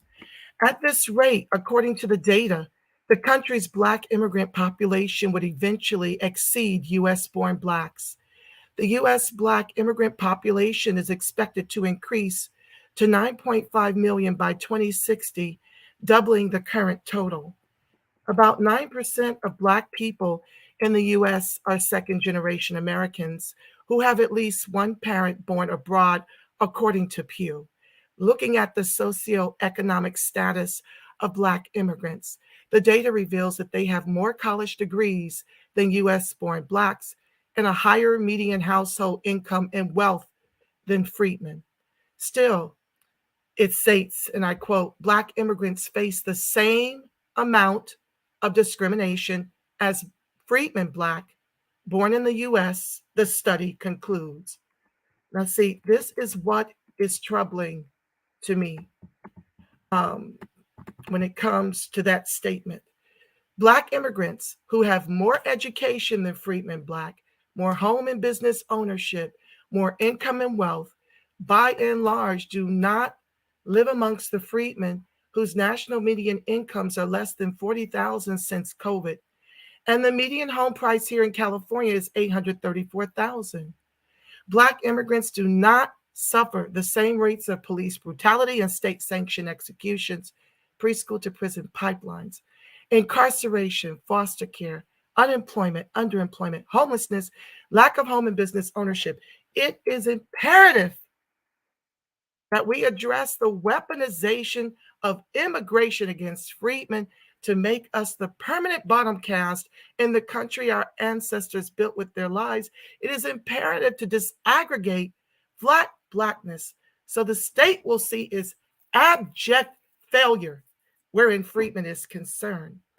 It is imperative that those of us who've been legislated out of this state and counting receive redress because of the policies here. It's imperative that we do this so that you can clearly see that Black immigrants who by and large just got here aren't owed reparations. I thank you so much for your work and for allowing me to share. God bless you all. Thank you. Thank you. Thank you for your comments this morning. Trini, we are, and Chair Moore, I believe we are close to the end of our public comment speakers. And Trini, we can have one more? Two left. Okay. Kenneth Henry, you are next. You have 3 minutes. You've been unmuted. Yes, good afternoon. My name is Kenneth Henry. I am a proud member of the National Coalition of Blacks for Reparations in America. But even more than that, I was born and raised in the great state of Virginia, and all of my ancestral lines begin and end there. The state where all of this began. It is painful to sit here and to listen at us as a people go against each other.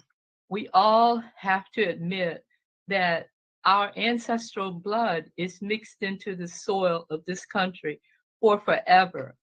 I would like to honor this task force. I am so proud to be a part of this event. It's historical. And as a advocate for passage of HR 40, these are learning moments for me. And I am sitting here grasping every piece of information because even as we can all agree, money is good. Yes, we agree direct payments must happen, but no amount of money, no check, no matter how large, can repair 400 plus years of harms and injuries. And we must be about not just the money. And someone said it, if it's going to be money, we should be able to establish a fund and draw down from that fund into perpetuity. Because we all know if we got a direct payment, it cannot cure the harms of the mental health issues that we deal with every day, the physical health issues that were laid bare with COVID-19. In around the country in urban areas, we have some major issues with our young people. A check cannot repair those harms.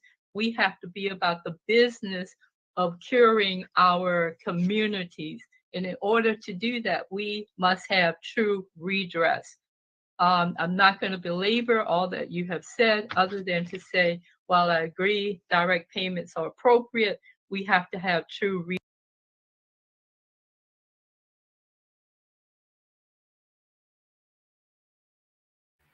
Hold on, guys. I don't know what happened. I think it's them buffering. Going to belabor all that There we you have go. said, other than to say, while I agree direct payments are appropriate, we have to have true redress. I would like to say that the State of the Union message is Tuesday night. I would ask all of us to definitely call upon the president to do more for people of African descent. He has a Black agenda. I have not seen much come out of that agenda, and reparations are definitely long overdue. In ending my conversation, I would like to also honor Dr. Shirley Nash Weber for her vision, for her ability to follow through on it. But I also want to acknowledge someone in the state of California that I believe is an ancestor and whose shoulders I think we all stand on, and that is Queen Biddy Mason. Thank you so much. Thank you, Ms. Henry. Thanks for your comments. Trini, this is our next. Our last speaker. Last speaker is Christopher Lodgson. You have been unmuted. You now have 3 minutes. Hey, can you hear me? Yes. All right. First of all, I want to thank everybody who is watching, who is listening. This has been a fire public comment session. I want to thank everybody in the chat, everybody who is watching on YouTube. Also, this has been an amazing, again, public comment session. I want to say one thing about eligibility quickly, and then I'm going to give some official comment from CJEC, Coalition for Just and Equitable California. So I'm going to speed up a little bit here on eligibility. My position is pretty simple. Reparations are for those of us who descend from U.S. slavery in this country. So it's a lineage-based claim, specifically and exclusively. I don't think we can mess with that. it's not just a moral issue. It's not just a right or wrong issue. I think you're going to hear from Professor Chemerinsky today that it's also a legal issue. If we don't make this lineage based, then we are going to raise not just a Prop 209 challenge, so not just a Section 31 of the California Constitution challenge. We're also going to raise possibly a 14th Amendment challenge, and possibly also going to raise a Civil Rights Act challenge from the 1960s Civil Rights Acts. So we have a legal obligation and also a moral obligation to make this reparations eligibility question lineage based. I want to put my CJEC hat on right now, though, and give some official comment. One, thank you all. You are all making Black history. We are all making Black history this month. That includes everyone on this task force and everyone in the chat and everyone that's been a part of all of this work to get us to this point. We're all closer to reparations today because of all of the work that everyone is doing here. That's everyone. So those who are watching, talking in the chat, commenting on the phone, and on this task force. Thank you for selecting CJEC as an anchor organization. Also want to thank California Black Women's Health Project for being our fiscal sponsor to make that possible. I want to thank ETN Media Group for live streaming the meetings right now on YouTube. Shout out to the YouTube chat, what's going on. And also I want to invite everyone here to our next community listening session, which is going to be an independent listening session on Tuesday, March 1st, next Tuesday in Richmond, California. You can get more information about that at our Twitter, our Facebook, and our Instagram at CJEC Official. Join us. We're going to be live in person in the community like we always do. Peace. Thank you, Mr. Lodgins. Thank you all. We have now reached the allotted time for public comment today. If you are not able to provide comment, we invite you to attend future public meetings. There's one tomorrow morning, or submit written comments or testimony via email at reparationstaskforce@doj.ca.gov. Thank you, Trini, and I will now turn it back to Chair Moore. Thank you. Thank you so much, Ms. Martin Walton and Ms. Hurtado, for facilitating the public comment period, and thanks to all who provided public comment this morning. But before we get to our illustrious, yes, Vice Chair Brown, you're recognized, but we have to approve the minutes from January. Vice Chair Brown, you're recognized. I went through the minutes, approved, then I asked to be recognized. Yes. So there's a motion on the floor to approve the minutes as presented. Is there a second? I'll second. Okay. So it has been properly moved and seconded to approve the January meeting minutes as presented. Parliamentarian Johnson, may you please cue the vote for a roll call? Yes, I will. Excuse me, Madam Chair. Yeah, I just wanted to, thank you. I just wanted to note that there are a couple of edit suggestions, nothing in terms of content, but just minor edits on both the January 27th and January 28th meeting minutes. And I've highlighted those in yellow and I can send them back to the staff. There's small things like,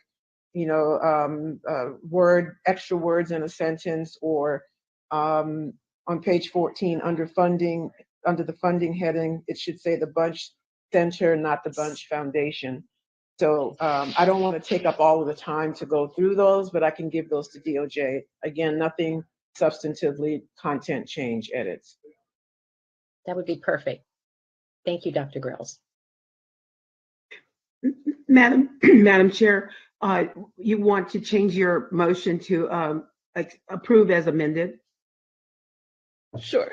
So we can, yes. So the motion is, do we approve the minutes as corrected or as amended? Is there a second? I second. Okay, so it's been properly moved and seconded that the January meeting minutes will be amended pursuant to the comments of member Grills. Is there any discussion on the matter? Hearing no further discussion, Parliamentarian Johnson, may cue the roll call vote, please. Thank you. Yes, thank you. Chair Moore? Aye. Vice Chair Brown?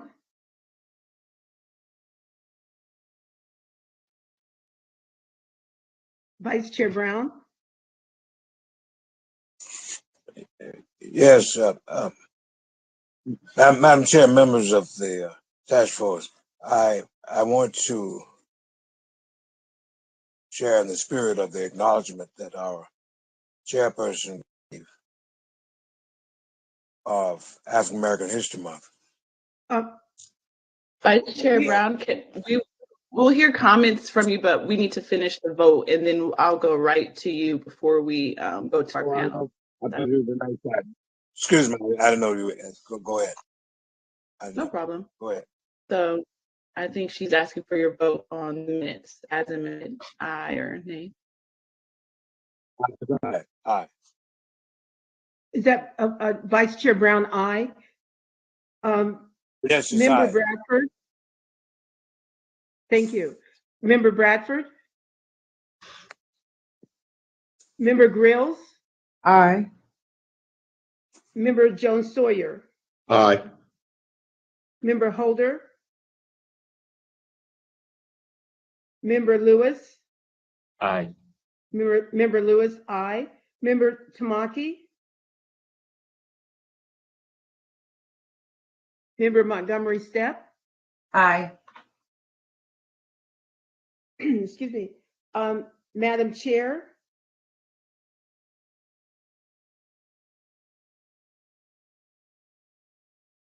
Six members voted aye. No members voted nay. Thank you. So the vote was 6 ayes and 0 nays. The ayes have it and the motion carries. The minutes are approved as amended. So before we introduce our illustrious panelists for our first panel, I would like to return to Vice Chair Brown for any remarks that he has. Vice Chair Brown, you are recognized.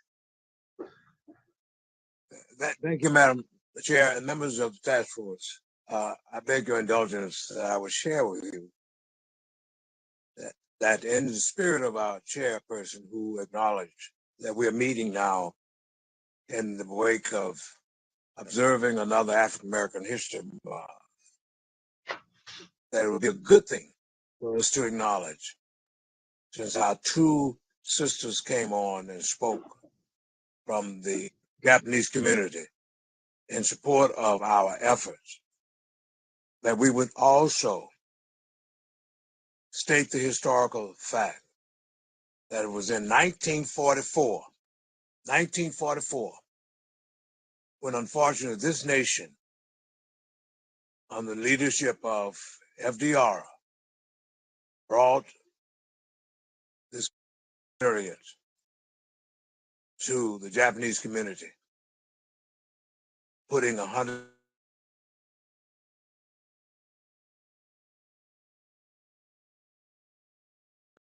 It was a Black Baptist preacher, theologian, and scholar, Dr. Howard Washington Thurman, who here in San Francisco, in alliance with Dr. John Fisk at San Francisco State, called into being the first interfaith interracial church in these United States of America, at the first congregational church here on Franklin Street.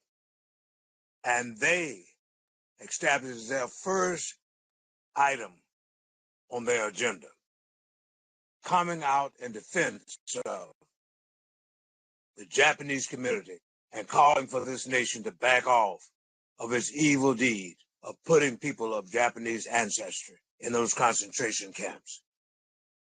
Secondly, I wish to acknowledge here that it was a Black Baptist preacher again named George Washington Williams who really got us on our way in terms of acknowledging our rich, royal, and rewarding history. And this man was brought to our attention by the one and only John Hope Franklin, who wrote From Slavery to Freedom, and his definitive memoirs, Mirror to America, where he underscored the fact that George Washington Williams was the first great Black historian back in 1882 who wrote that book. He wrote a book. And what was the title of that book? That was Definitive Scholarship. It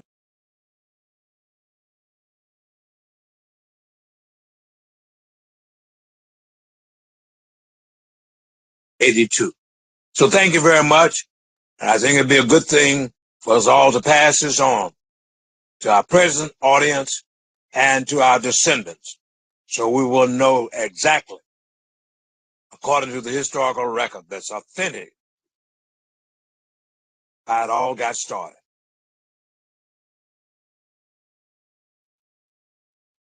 Thank you so much, Vice Chair Brown, for those remarks and providing additional historical context.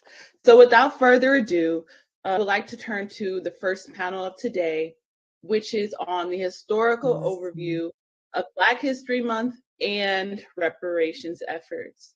So I will now introduce two panelists. Our first panelist is Nkechi Taifa. Nkechi Taifa is founder, principal, and CEO of the Taifa Group LLC, a social enterprise firm whose mission is to advance justice.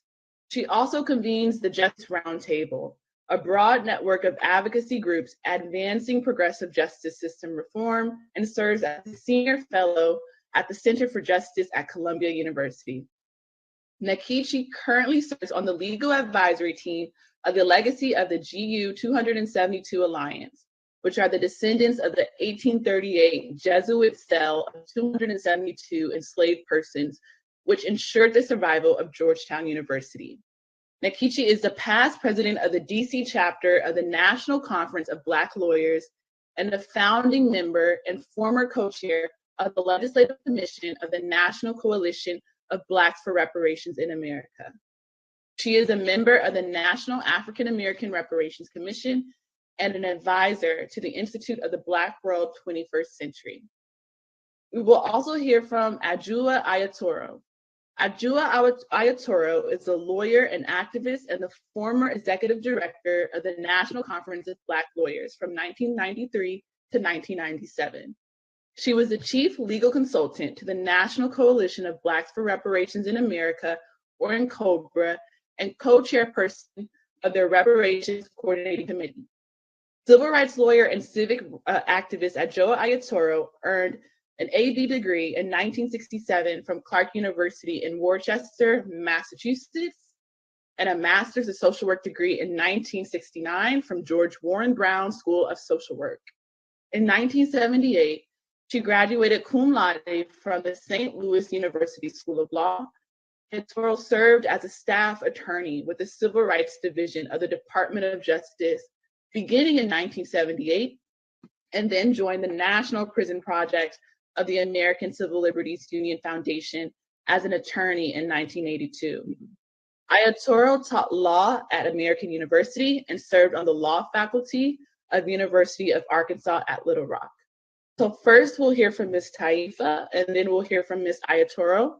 And they both have a noon, and that will also comprise of questions and answers from the task force members. So without further ado, welcome to our two illustrious panelists. And Ms. Taifa, you may begin your expert testimony when you're ready. Thank you. Thank you so very much, Chair Moore, Vice Chair Brown, esteemed members of the California Reparations Task Force, and public at large.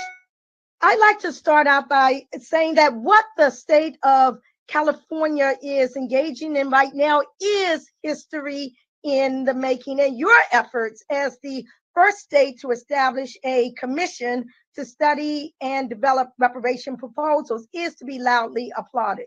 I'd like to know if you can see me on the screen right now. Because I don't. Okay. So my presentation will reflect on the history of the reparations movement in the United States.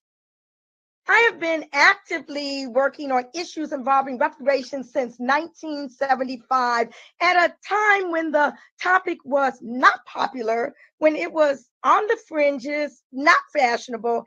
It was a time when one would be branded as a militant, which I was, or a revolutionary, which I was, or just plain crazy, which I was not. So it gives me much pleasure that today, some of the leading minds in this country are promoting the right to and the need for reparations. Now, despite or perhaps because of today's surge in attention to this issue of longstanding import, I feel it critical that we all understand that the demand for reparations in the United States for unpaid labor and terrorism during the enslavement era and post-slavery discrimination is not novel or new and did not begin in the 21st century. The claim did not drop from the sky with Ta-Nehisi Coates' brilliant Atlantic magazine article, The Case for Reparations, or for Randall Robinson's impassioned book, The Debt, What America Owes to Blacks, both of which galvanized the issue in different decades and thrust it into national conversation. Talk about reparations did not start with Hannah Nicole Jones' article in the New York Times or because of threads on Twitter. Indeed, there has been no substantial period of time when the call for redress has been neglected. Two of the first formal records for reparations in the United States that were pursued and won came from formerly enslaved Black women, Belinda Sutton Royal and Henrietta Wood, who successfully sued their former slave owners' estates, Belinda in Massachusetts and Henrietta in Kentucky. At the end of the Civil War, newly freed Black leaders worked closely with General Sherman in fashioning the concept of 40 acres, which he incorporated in his Special Field Order number 15, only to have the critical compensatory provision stripped by President Andrew Johnson.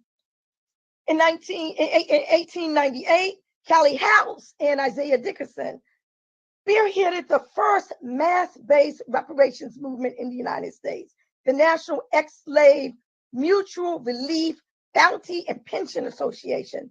The organization embraced 600,000 dues-paying members seeking compensation from federal agencies in the form of pensions for the aging persons formerly held in enslavement, their surviving spouses, caregivers, and heirs. Callie House was targeted, wrongly convicted, and imprisoned for a year and a day on bogus mail fraud charges in 1917 for her grassroots organizing work. On the heels of Callie House's movement was Marcus Garvey and the Universal Improvement Association during the early part of the 20th century, which galvanized hundreds of thousands of Black people. And that movement was also destabilized by government forces and Garvey unjustly imprisoned and deported. One of his followers, Queen Mother Audley Moore, born in Louisiana in 1898, championed the cause of reparations throughout the 20th century. But she was perhaps the most vocal advocate for reparations during the 1950s and 60s. In both 1957 and 1959, she presented a petition to the United Nations against genocide and for self-determination and land, and was active in every major reparations movement until her death in 1996. Malcolm X talked about the concept of reparations in his speeches. Martin Luther King proposed a Bill of Rights for the Disadvantaged, which emphasized redress for both the historical victimization and exploitation of Blacks, as well as their present day degradation. Consistently, the Nation of Islam's publications, Muhammad Speaks and later The Final Call, demanded that the United States exempt Black people from all taxation as long as we are deprived of equal justice. In 1966, the Black Panther Party listed the issue of payback for slave labor and the overdue debt of 40 acres as point number 3 of their 10-point program. In 1968, the Provisional Government of the Republic of New Africa proclaimed in its Declaration of Independence that we claim no rights from the United States of America other than those rights belonging to oppressed people anywhere in the world, and these include the right to damages, reparations. In April 1969, the Black Manifesto was adopted at the National Black Economic Development Conference, which included a demand that white churches and synagogues pay $500 million in reparations to Black people in the U.S. touted as only the beginning of the amount owed. The following month, civil rights activist James Foreman interrupted Sunday service at the Riverside Church in New York to announce the reparations demand from his Black manifesto. In 1972, the National Black Political Convention in Gary, Indiana, adopted the anti-depression program of the Republic of New Africa, an act authorizing the payment of a sum of money in reparations for slavery and a negotiating committee between representatives of the United States and the Black nation to determine kind, dates, and other details of paying reparations.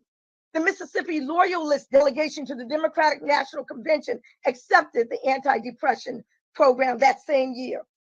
Throughout the 1960s through the 1980s, just about every radical Black organization had the issue of reparations as part of their platform in some way, shape, form, or fashion, including the African People's Socialist Party, whose African National Reparations Organization spearheaded annual reparations tribunals, the December 12th movement, which mobilized internationally, the People's Organization, the National Black United Front, just to name a few.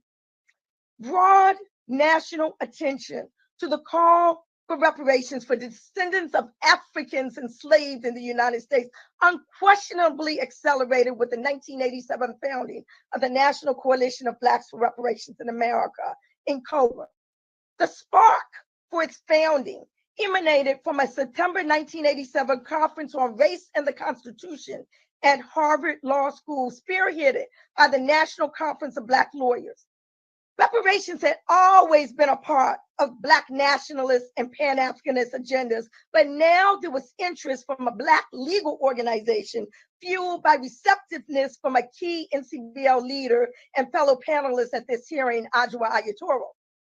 She invited Imari Obadeli, president of the Republic of New Africa, Chokwe Lumumba, co-founder of the New African People's Organization, and myself, along with economist Richard America, to address the issue of the constitutionality of reparations on the panel at Harvard and to discuss whether the U.S. Constitution should be amended with a reparations demand. The three of us longstanding champions in the New African Independence Movement jointly concluded that there was no need to amend the Constitution because the basis for the Black nation's claim for reparations already existed within it. Our presentations from that conference were compiled in a small, power-packed but lengthy title book published in 1987 called Reparations, Yes, the Legal and Political Reasons Why New Africans, Black people in the United States should be paid now for the enslavement of our ancestors and for war against us after slavery. Our presentations were replete with historical precedents for reparations, New African political science, and analysis of international law, including our revolutionary fervor promoting the right to self-determination. Indeed, we felt the issue of self-determination for the descendants of Africans held as slaves in the United States to be key and central to a reparatory justice demand. Why? Because after the enslavement era, Black people never had the opportunity to decide for ourselves what our future would hold, with full appreciation of our options and reparations to put our choices into reality. Would we repatriate back to Africa? If so, how? Would we settle in the independent Haiti Republic or somewhere else in the diaspora? Would we accept the U.S. offer of 14th Amendment citizenship into the new white nation they were developing and strive to make a multiracial democracy real? Due to severed homeland ties, will we plant our own flag in the ground in this country that we worked and built, negotiate with the native peoples, and establish our own independent Black nation on this soil? Our theory was that a reparations settlement must include the manifestation of each of these options through a national plebiscite, inclusive of both direct and group benefits. For those who wish to repatriate, they should have sufficient resources to make that reintegration a reality, as well as for those who wish to immigrate elsewhere. For those who wish to force this country to respect our rights as full citizens, that option must be accompanied by transformative change in policies and practices, closure of the Black-white wealth gap, elimination of educational and health disparities, cessation of mass incarceration disproportionately impacting Black people, and release of Black political prisoners. And for those who wish to establish an independent nation state on this soil, following the model of 5 states in the South or elsewhere, to likewise have the economic resources and political diplomatic recognition to make that self-determination choice a reality. Thus, the issue of reparations for brothers Imari, Chokwe, and myself was nothing new. It wasn't anything special or separate from what we have been engaged in for years as part of the new African independence movement.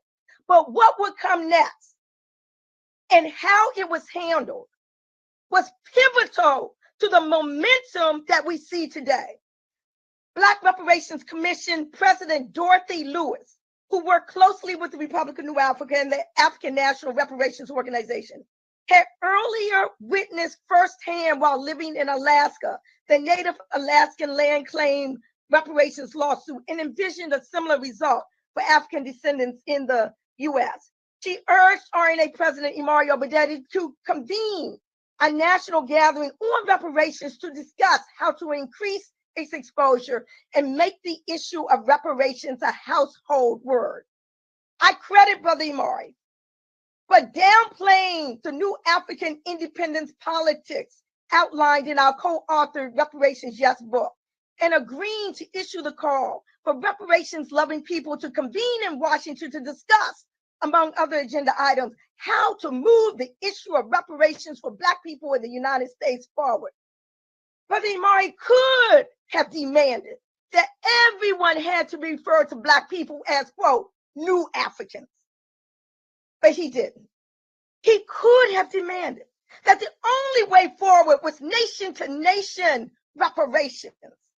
But he didn't. We all could have succumbed to the very present U.S. government orchestrated COINTELPRO counterintelligence program that was tearing Black and progressive organizations apart. But we didn't. The higher ground was taken. And Imari Obadeli made the unifying call for a mass-based gathering of activists not beholden to any specific ideology. And it was out of that historic September 26, 1987 gathering that the National Coalition of Blacks for Reparations in America, NCOBA, was born, bringing diverse groups under one umbrella. It was the perfect storm. The Black Power movement was open and receptive to a broad-based approach to advance the issue of reparations. The Black activist legal community largely sanctioned the Black nationalist effort, and we all were invigorated by the movement of the Civil Liberties Act in Congress, which would become law the following year, granting reparations to Japanese Americans. And so, it was in the throes of that fertile environment that NCOBA picked up the long-standing mantle of justice, reinvigorated the demand for reparations for the descendants of Africans enslaved in the United States, and broadened the concept through massive public education, accompanied by legislative and litigation-based initiatives. And I would like to briefly reflect on the new movement's legislative strategies and the progenitors of the modern era reparation litigation strategies, Adjoa, Aiyetoro, and Deadria Palmer Farmer, are witnesses with me at this hearing today, and I'm sure they'll discuss the pivotal work they have been involved with on litigation fronts. Encouraged by the Civil Liberties Act of 1988, which granted reparations to Japanese Americans, and in response to the dogged persistence of a Detroit constituent known as Reparations Ray Jenkins, Congressman John Conyers expressed interest in introducing a reparations bill for the enslavement era and its vestiges in Congress. He felt that the recent passage of reparations for Japanese Americans, which started with a commission to study the issue, would be a strong precedent for Black people. Was everyone in this latest iteration of the reparations movement on one accord with a reparations study bill? Absolutely not. There were heated differences of opinion with many in the movement, questioning the need for continued study, that it was time for reparations now. Differences in strategy are not new. There were differences within the Japanese American community as to their strategy for reparations. There were differences with Jewish communities as to strategies. The key to success, however, lies in how differences are handled.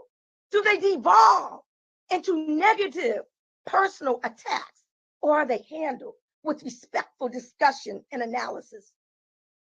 After invigorating principled debate and an agreement to respectfully disagree by some, the majority strategic decision was made to work closely with Congressman Conyers and his staff in fashioning federal legislation. This resulted in the 1989 introduction of the Commission to Study Reparation Proposals for African Americans Act, later to be numbered H.R. 40, in remembrance of the thwarted 19th century promise to provide freed Blacks 40 acres and a mule. In essence, Representative Conyers' study commission bill provided the cover and the vehicle to have a public policy discussion on the issue of reparations, not only in the Congress of the United States, but across the country as well.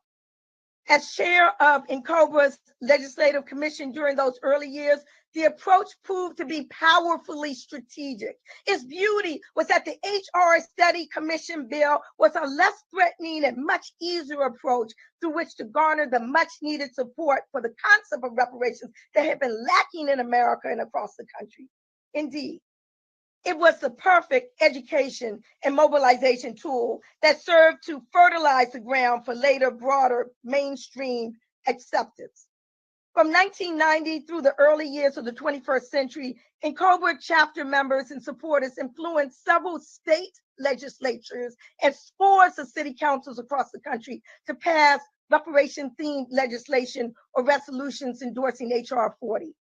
In 1990, the Louisiana House of Representatives passed a resolution in support of reparations. In 1991, State Senator Bill Owens introduced legislation into the Massachusetts Senate providing for the payment of reparations for slavery, the slave trade, and individual discrimination against the people of African descent born or residing in the Commonwealth of Massachusetts. In 2001, the California State Assembly passed a resolution in support of reparations. And also in 2001, a bill was introduced in the New York State Assembly to create a commission to quantify the debt owed to African Americans. NCOBRA chapters throughout the country encouraged city councils to endorse H.R. 40 with the passage of successful resolutions in Pine Bluff, Arkansas, the California city councils of Alameda County, Berkeley, Compton, Foster City, Inglewood, Los Angeles, Oakland, East Palo Alto, and San Francisco, the District of Columbia, Atlanta, Georgia, Chicago, and Evanston, Illinois, Baltimore, Maryland, Detroit, Michigan, Jackson and Claiborne County, Mississippi, St. Louis, Missouri, the New Jersey city councils of Camden, Passaic County, Patterson and Newark, Cleveland, Ohio, Philadelphia, Pennsylvania, Dallas and Fort Worth, Texas, Burlington, Vermont, Richmond, Virginia. All of these legislative mobilizations occurred over 2 decades before candidates vying for the 2020 Democratic nomination took center stage. The strategy advanced by NCOBRA over 30 years ago achieved its goal of making reparations a household word. And it's now past time to bring that household word into reality. I am a part of the inaugural cohort of commissioners on the National African American Reparations Commission, NARC, convened in 2015 by Dr. Von Daniels at the Institute of the Black World 21st Century. NARC, under the leadership of fellow Commissioner Cam Howard, current co-chair of NCOBRA, revisited the strategy of the 1989 Reparations Study Commission bill and proposed to Congressman Conyers that the legislation be updated from a mere study bill to a remedy bill. Thus, in 2016, the bill was revised to also incorporate the actual development of reparation proposals, now titled the Commission to Study and Develop Reparation Proposals for African Americans Act. And in addition, NARC has advanced a comprehensive yet preliminary 10-point program to guide reparatory justice demands by people of African descent in the U.S. Although my primary focus is obtaining reparations for the descendants of Africans enslaved in or subjected to Jim Crow laws in the U.S., it is important to recognize that the pursuit for reparations in the United States is also part of the international movement for reparations. As such, I've worked closely with supporters of reparations throughout the world, recognizing that the success of the movement for reparations for diasporic Africans anywhere advances the movement for reparations by Africans and African descendants everywhere. I am thrilled that my quest to have reparations seen as a legitimate concept for Black people beginning when I was a teenager during the 1970s is today becoming a reality. And while cash payments remain an important and necessary component of any claim for damages, the harms were multifaceted. The severities must be so as well. A reparations settlement must be fashioned in as many ways as necessary to equitably address the countless manifestations of injury sustained from the enslavement era and its continuing vestiges and living legacies that collectively comprise a crime against humanity. In conclusion, Queen Mother Audley Moore has been crowned as the undisputed mother of the modern era reparations movement in the United States. And although the genius and role of Brother Imari Obadele played is largely absent from the popular annals of reparations lore, he has been acknowledged as the movement's father. And the story of Queen Mother Dorothy Lewis has yet to be written. I am inspired by the memory of the three of them, and as I conclude, I will call their names in libation, and please repeat after you hear their names, if you so wish, the word Ashe, which means also so be it. Queen Mother Audley Moore, Ashe. Let's see if we can get this, see my little libation there. Okay. Brother President Imari Obadele, Ashe. Queen Mother Dorothy Lewis, Ashe. Belinda Royale, Ashe. Henrietta Wood, Ashe. Callie House, Ashe. Isaiah Dickinson, Ashe. Marcus Garvey, Ashe. Elijah Muhammad, Ashe. Reparations Ray Jenkins, Ashe. Chokwe Lumumba, Ashe. Ahmed Obafemi, Ashe. Christopher Alston, Ashe. Dara Abubakari, Darcy McIntyre, Ashe. Hannibal Afrique, Ashe. And Jerry Algani, Ashe. Kalanji Olusegun, Ashe. Kwame Afo, Ashe. Milton McGriff, Ashe. Dr. Ronald Walters, Ashe. Herman Ferguson, Ashe. Omawale K. Fing, Ashe. Erlene Arikpo, Ashe. Nia Kuumba, Ashe. Marilyn Killingham, Ashe. Conrad Warrell, Ashe. Aldari Ali, Ashe. Askia Muhammad, Ashe. State Senator Bill Owens, Ashe. Congressman John Conyers, Ashe, Ashe, Ashe, as well as the so many countless others who never made it into the history books, but upon whose ancestral shoulders we firmly stand in our long standing journey for reparatory justice in this country. Ashe. Ashe, thank you so much, Nkechi, Taifa, for that incredibly moving and powerful testimony. We will now turn to Ms. Adjoa Aiyetoro, and then we'll turn to questions and comments from our course members. So thank you again, Ms. Taifa and Ms. Aiyetoro. You may begin your expert testimony when you're ready. Thank you. Thank you. Thank you very much. I'm like Nkechi. I can see me over here, but I don't know. Can you see me? Yes, ma'am. Okay. Thank you. Thank you very much. And thank you to my sister Nkechi for a very uplifting historical account. And I really appreciate that, as I'm sure the task force does as well. I'd like to start with highlighting some of my experiences that directly relate to the task force's charge, although all of my education experience and life experience actually does relate to and significant relevancy. I worked at the United States Department of Justice Civil Rights Division Special Litigation Section from 1978 to 1981. One day I saw a poster while walking back to my office that had a picture of Uncle Sam pointing out at whoever's walking by with the cryptic words, "Black people, Uncle Sam owes you X trillion dollars." I leave the amount blank because I no longer remember the amount. I just remember it was trillions. My soul immediately responded, yes. I have been an active participant in the reparations movement for African descendants since that time. I'm a co-founding member, as Nkechi pointed out and is in my bio, of the National Coalition of Blacks for Reparations in America, NCOBRA. And I was co-chair of the National Conference of Black Lawyers in 1987 and 88 when NCOBRA organized. NCBL is a co-founding organization. After serving one term as founding co-chair of NCOBRA, I became the chair of its Legal Strategies Commission.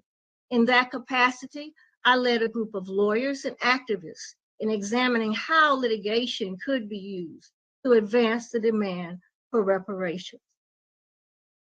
One of the things that we did in the beginning of NCOBRA, which was both not the just the Legal Strategies Commission, but the whole of NCOBRA, was to reach out to the more mainstream organizations, because as Nkechi pointed out, many of the organizations that came to the fore, with the exception of NCBL, were longstanding organizations in what we would call the nationalist community or Pan-African community. NCBL was kind of, had some nationalists, but was not known as a nationalist organization. It was a Black legal organization that had more left-leaning than anything. But we reached out, and we say members of the organization. Dorothy Benton Lewis was a member of the Deltas. He reached out to Deltas, and Deltas came on board. I was a member of NCBL, but one of my good friends was on the board of trustees of the National Bar Association. We reached out, and they came on board.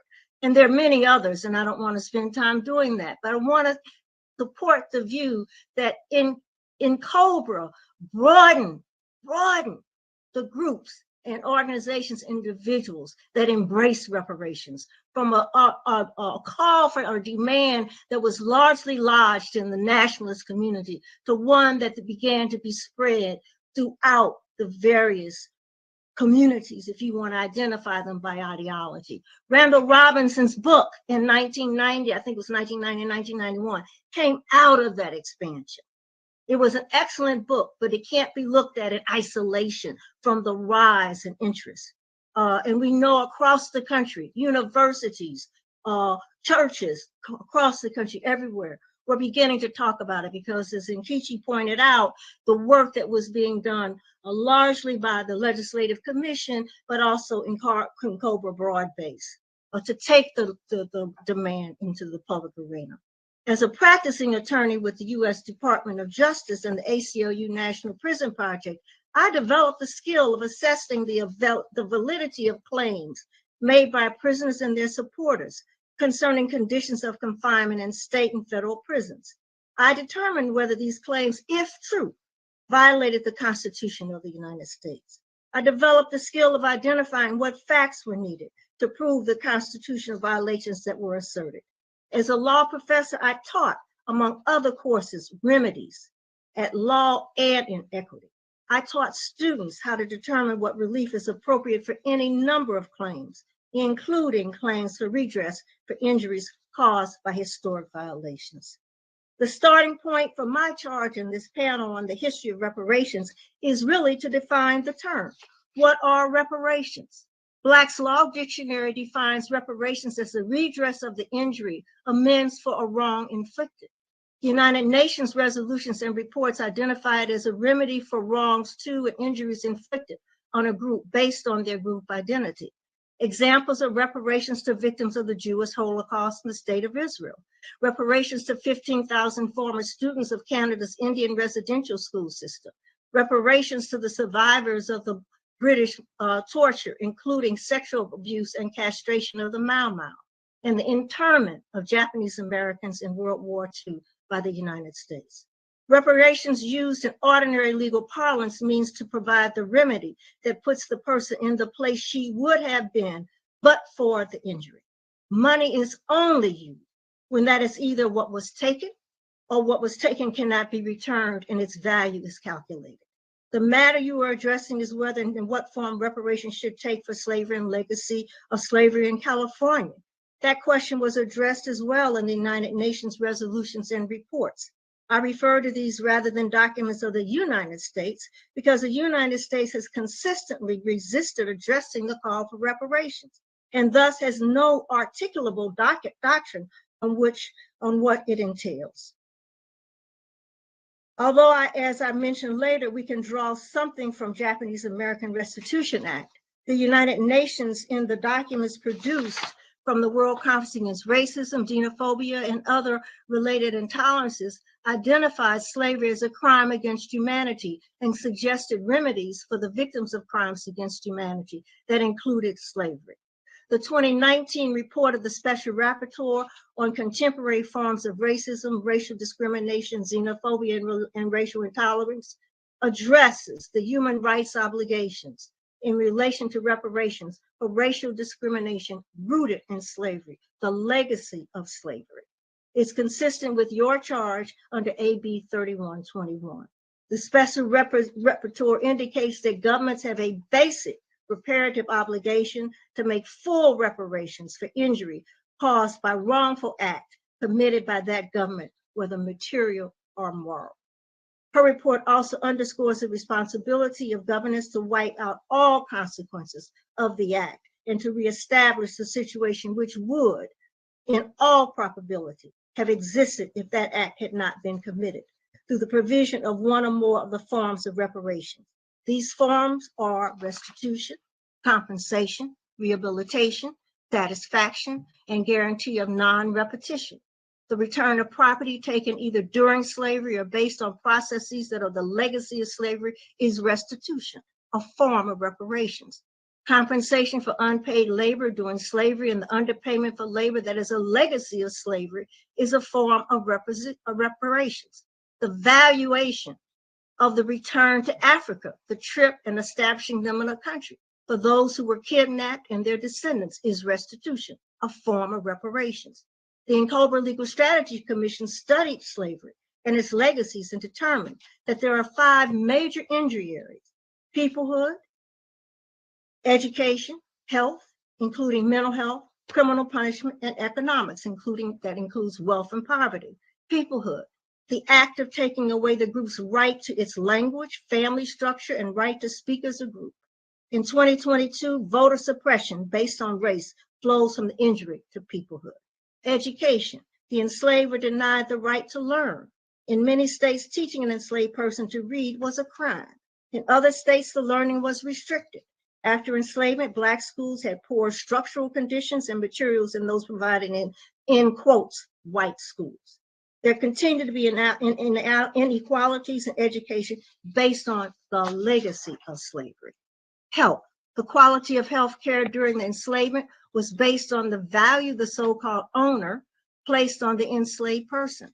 Volumes abound that document the racial disparities in health that can be attributed to the structural racism and the conditions of life of Black people, as well as discrimination in the provision of health care. These are legacies of slavery. Criminal punishment. The enslaved were at the mercy of whites who could punish them for any behavior they determined was offensive.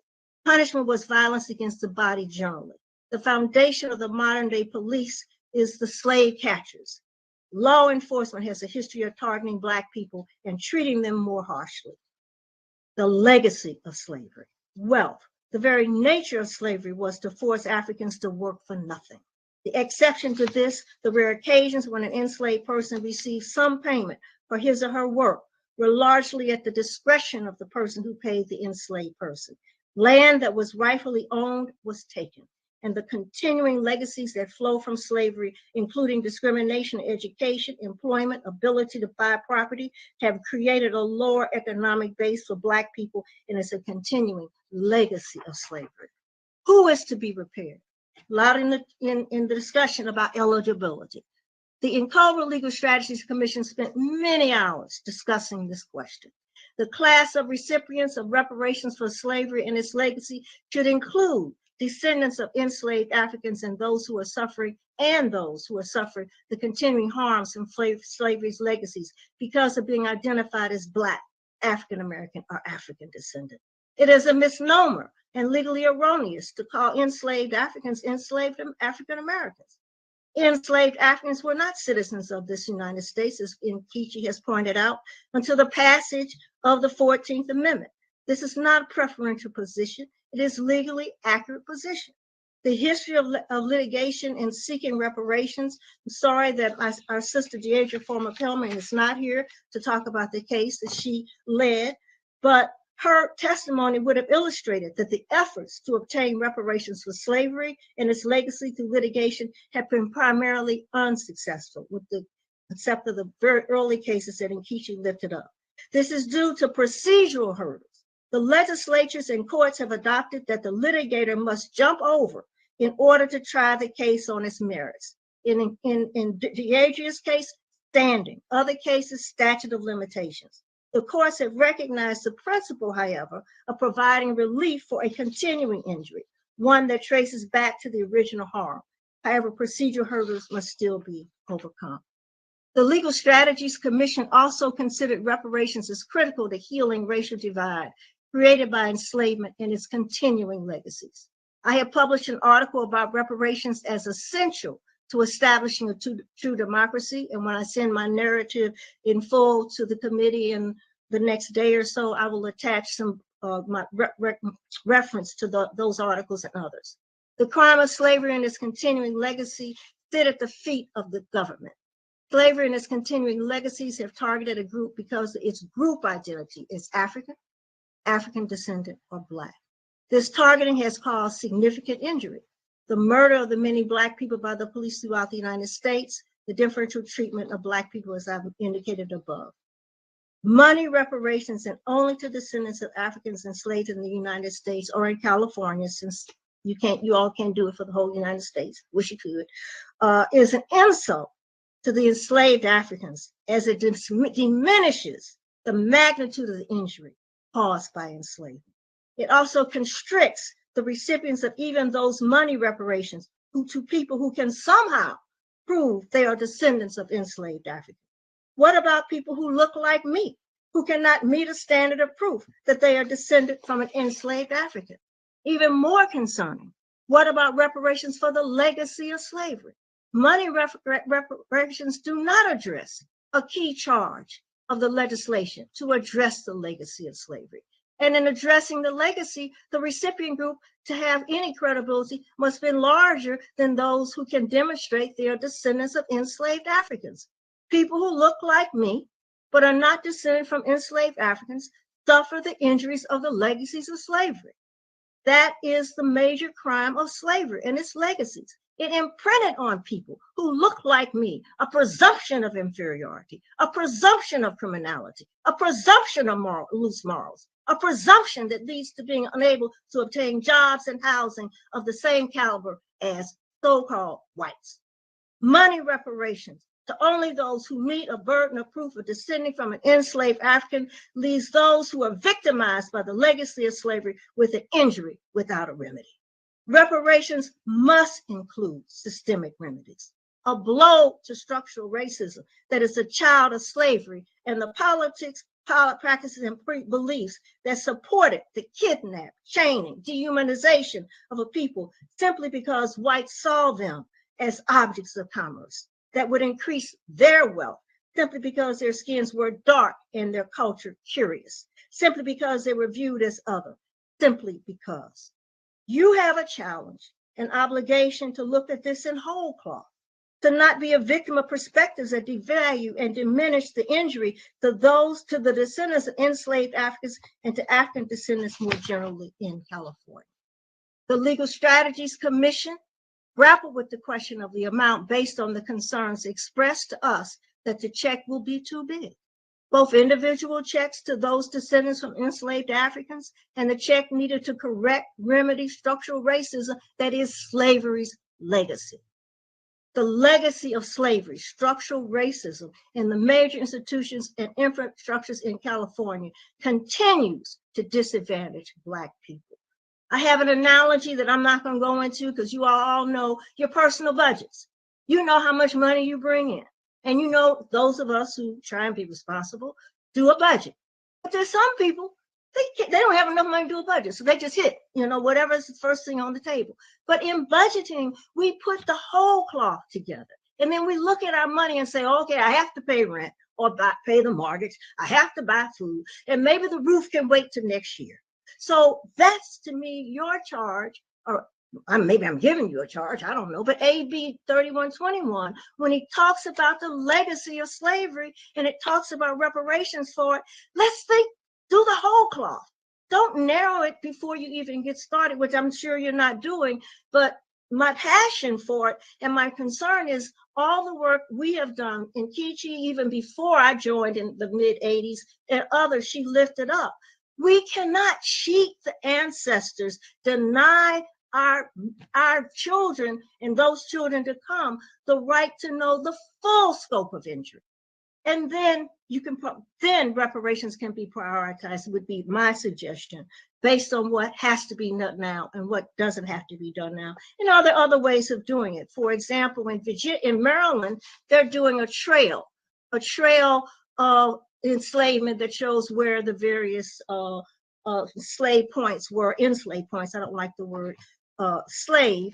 And Mario Verdelli taught us many years ago that we were not slaves, we were enslaved.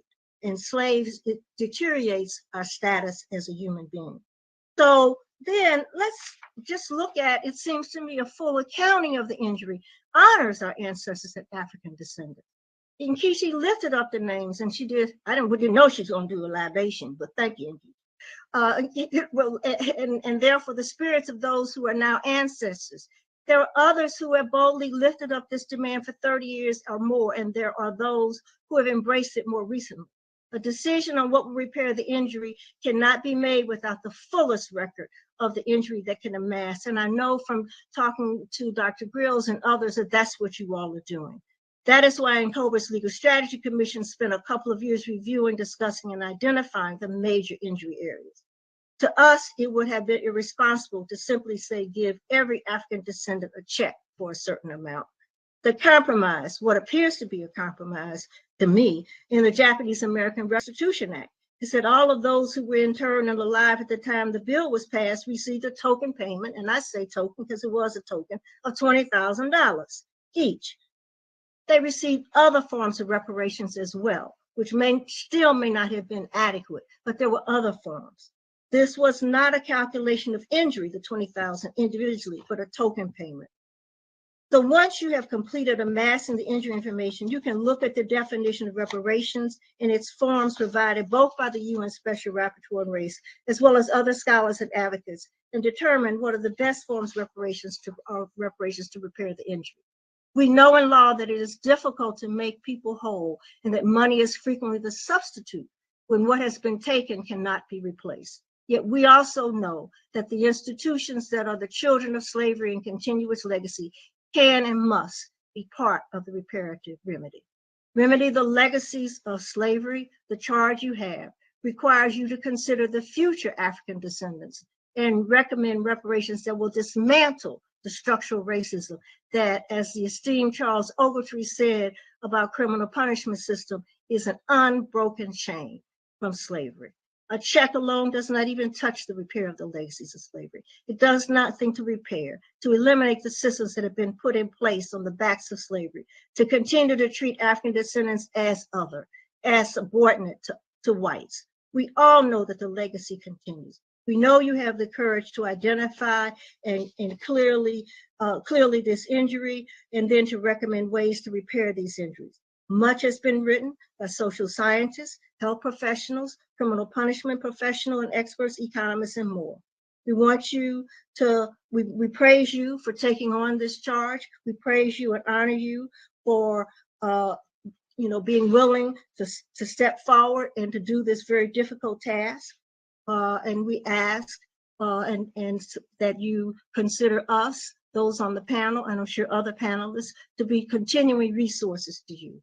But we ask you to really look at the major injury that flows through all of the continuing racial discriminations that we experience, is the injury of the lie of white supremacy and the lie of Black inferiority. And that is what emboldened them to have slavery, to institute it against our people. And that's what emboldens them now. When they look at a Black applicant for a job, and they look at a white applicant for a job, and they continue to do what was done to my father.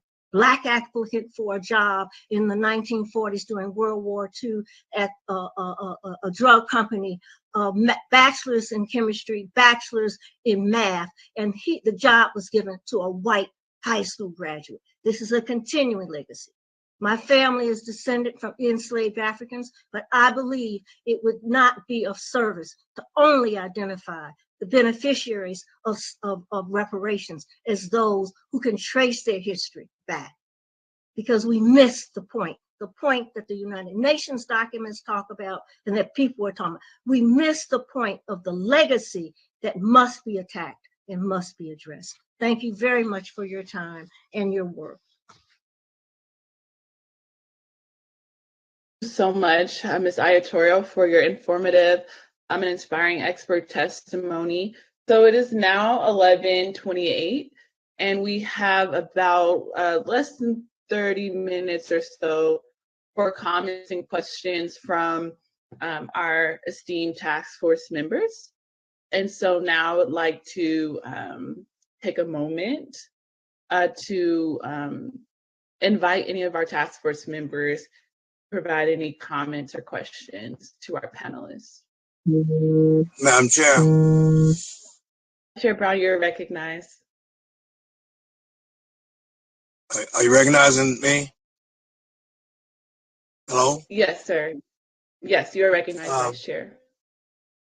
Madam Chair and members of the task force, we are greatly blessed and very much informed by the excellent presentations that come from our sisters.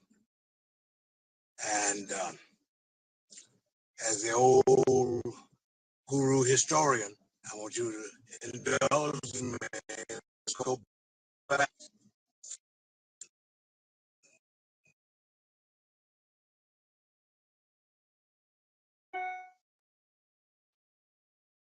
Vice Chair Brown. Indicate. Can you hear me? Yes, you were spotty, but we can hear you clear now. Yeah, I said it's necessary for us to specifically indicate that when the Confederacy would not give up, and General Sherman and Secretary of War Stanton moved down to Atlanta and burned down Atlanta. And amongst the spots that were burned down was a campus where the present day Morehouse College exists. The record reveals, friends, that as Sherman and Stanton marched to the sea, was General Sherman who asked Secretary of War Stanton, what are we going to do with these ex-slaves, as they were called now, but we know it's enslaved today? Stanton said to General Sherman, wait until we get to Savannah. And when we get to Savannah, we will call a meeting with the black preachers there, for they are the leaders of the community. And when they got to Savannah, there was a meeting called in Sherman and Stanton's hotel room with 20 black preachers. And the chairperson of that meeting was one veteran preacher, Baptist preacher, Garrison Frazier. And General Sherman asked him, what do you feel the Union owes these ex-slaves? And the old man said, I can't speak for everybody, General, but at least for me and my house, I think we deserve having 40 acres and a mule so that we will be able to build communities, educate our children, and be self-sustaining. And then he asked, do you want to live amongst the whites? Or do you want to stay to yourselves? Again, the old man Frazier said, General, can't speak for everybody, but I'd rather stay to myself because this thing of evil against us because of the color of our skin is so deep that it'll be a long time before we'll be accepted as being human. I cite all to say this. That happened on January the 12th, 1865, in that hotel room. And we should tell it to our children that field order number 15 was issued because that Black Baptist preacher opened his mouth and spoke truth to power way back there. In addition to the truth that's been spoken by subsequent persons whom you have very ably lifted up this morning. Thank you for your presentation, but don't forget there was that Black Baptist preacher, Garrison Frazier, who opened his mouth and wasn't scared to speak truth. And he was not an embracer of slave religion. He was a liberating Black preacher. He was about the betterment of the people. Thank you, Madam Chair. Thank you again, Vice Chair Brown, for offering that testimony and historical context. And I believe that historical context is already posted on Twitter, so thank you for adding that. Any other questions or comments from our task force members about what we heard from our two illustrious panelists? Okay.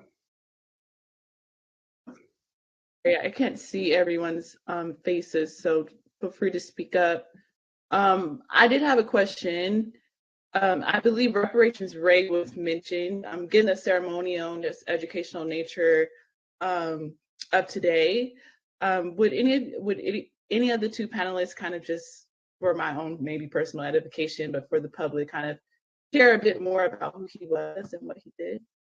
Oh, it was a he. Reparations Ray Jenkins was perhaps one of the most consistent, loud voices calling for reparations from a very, very long time ago. He was a Detroit native. He would always call up to Councilwoman Joanne Watson's radio show talking about reparations. And he talked about it so much that she nicknamed him Reparations Ray Jenkins. It was always in Congressman Conyers' ear, always talking about, when are you going to bring up a reparations bill? When are you going to deal with reparations, etc.? So it was largely because of his consistent insistence, coupled with the recent passage of the Civil Liberties Act of 1988, and coupled with the founding of NCOBRA, that Congressman Conyers was inspired to go on and introduce that bill. And one other thing I would say, I remember at one point, Congressman Conyers staffers would say that they received more mail, more information. This is before the internet, y'all, so it wasn't email, but more mail about reparations, the issue of reparations, than any other issue that he was dealing with. So even back then in those early days, it was a huge issue. And Adjoa, I don't know if you want to add anything more about our brother, Reparations Ray Jenkins. I could just ask a couple of things if it's okay with the chair. Chair Moore? Please, thank you so much. Okay. Two things. One, he was a real estate, he was in real estate. I don't remember the top point, but he owned a real estate company, was in real estate in Detroit. The second thing is he was primarily responsible after NCOBRA was founded. And I mentioned that we went into various organizations, the National Bar Association, Delta Sigma Theta, other sororities and fraternities. But he went to the NAACP. He was a big member of the NAACP, and he and other members of NCOBRA, Detroit chapter, went to the convention. I think it was 89 or 90, I can't remember what year. And that delegation is largely responsible for the NAACP embracing reparations, creating the legislative division that is now headed up by, Nkechi, I'm blanking on the name of the person, as well as I know he's from St. Louis, which is where I'm from, so I feel terrible. But heading that up, and it continues. The NAACP continues to have the legislative work around reparations as a major part of their work. So he was significant. Hillary Shelton? Yeah, Hillary. Hillary Shelton. Yeah, Hillary Shelton. I couldn't. Lord help me. Woo. It's all right. It's not the gray hairs, y'all. I'm sorry. It's not the gray hairs. But I think that's important to lift up. I don't know if anything else you have, any other people have any other questions?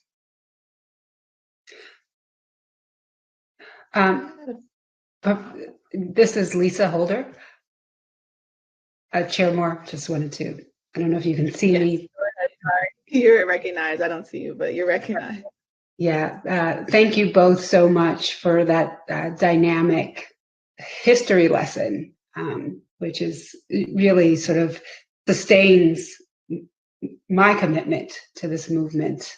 Just thinking about it from this historical perspective that you presented so eloquently. I also wanted to ask Adjoa Aiyetoro, given your work with the DOJ, your background as an attorney, I wanted to get your insights on focusing on lineage versus focusing on the continuing harm of the legacy of slavery, which is anti-Blackness, right, and white supremacy. How are those two different from a legal perspective? And I just wanted to get your sense on that, on what is a more viable strategy from a legal perspective. Well, thank you very much, first of all, for that question, because I know that just listening before we came on as a panel to some of the comments, there's a strong support for just focusing on the descendants of enslaved Africans, but there are others who support a broader perspective. I believe legally, based on my experience, both directly working on developing reparations claims, but also more generally in terms of my legal experience and knowledge, I think that you can do both. I don't think you just have to do something that is the lineage from descendants of enslaved Africans. I think you can do both. I think we see models of that in many ways. We see it in, even though, we realize that we can't have a remedy that pulls out only only Black people or Black Americans when the injuries are general to everybody. That's a principle of law. I'm trying to state it in layman's terms. And I disdain a lot of legal terms anyway. I used to teach my students to speak as if you're talking to a 12-year-old, because most times the person who was dealing with it in law in the court may or may not really have the judge might, but many of the clerks don't have a full grasp of all the legalese, and people understand what you're talking about.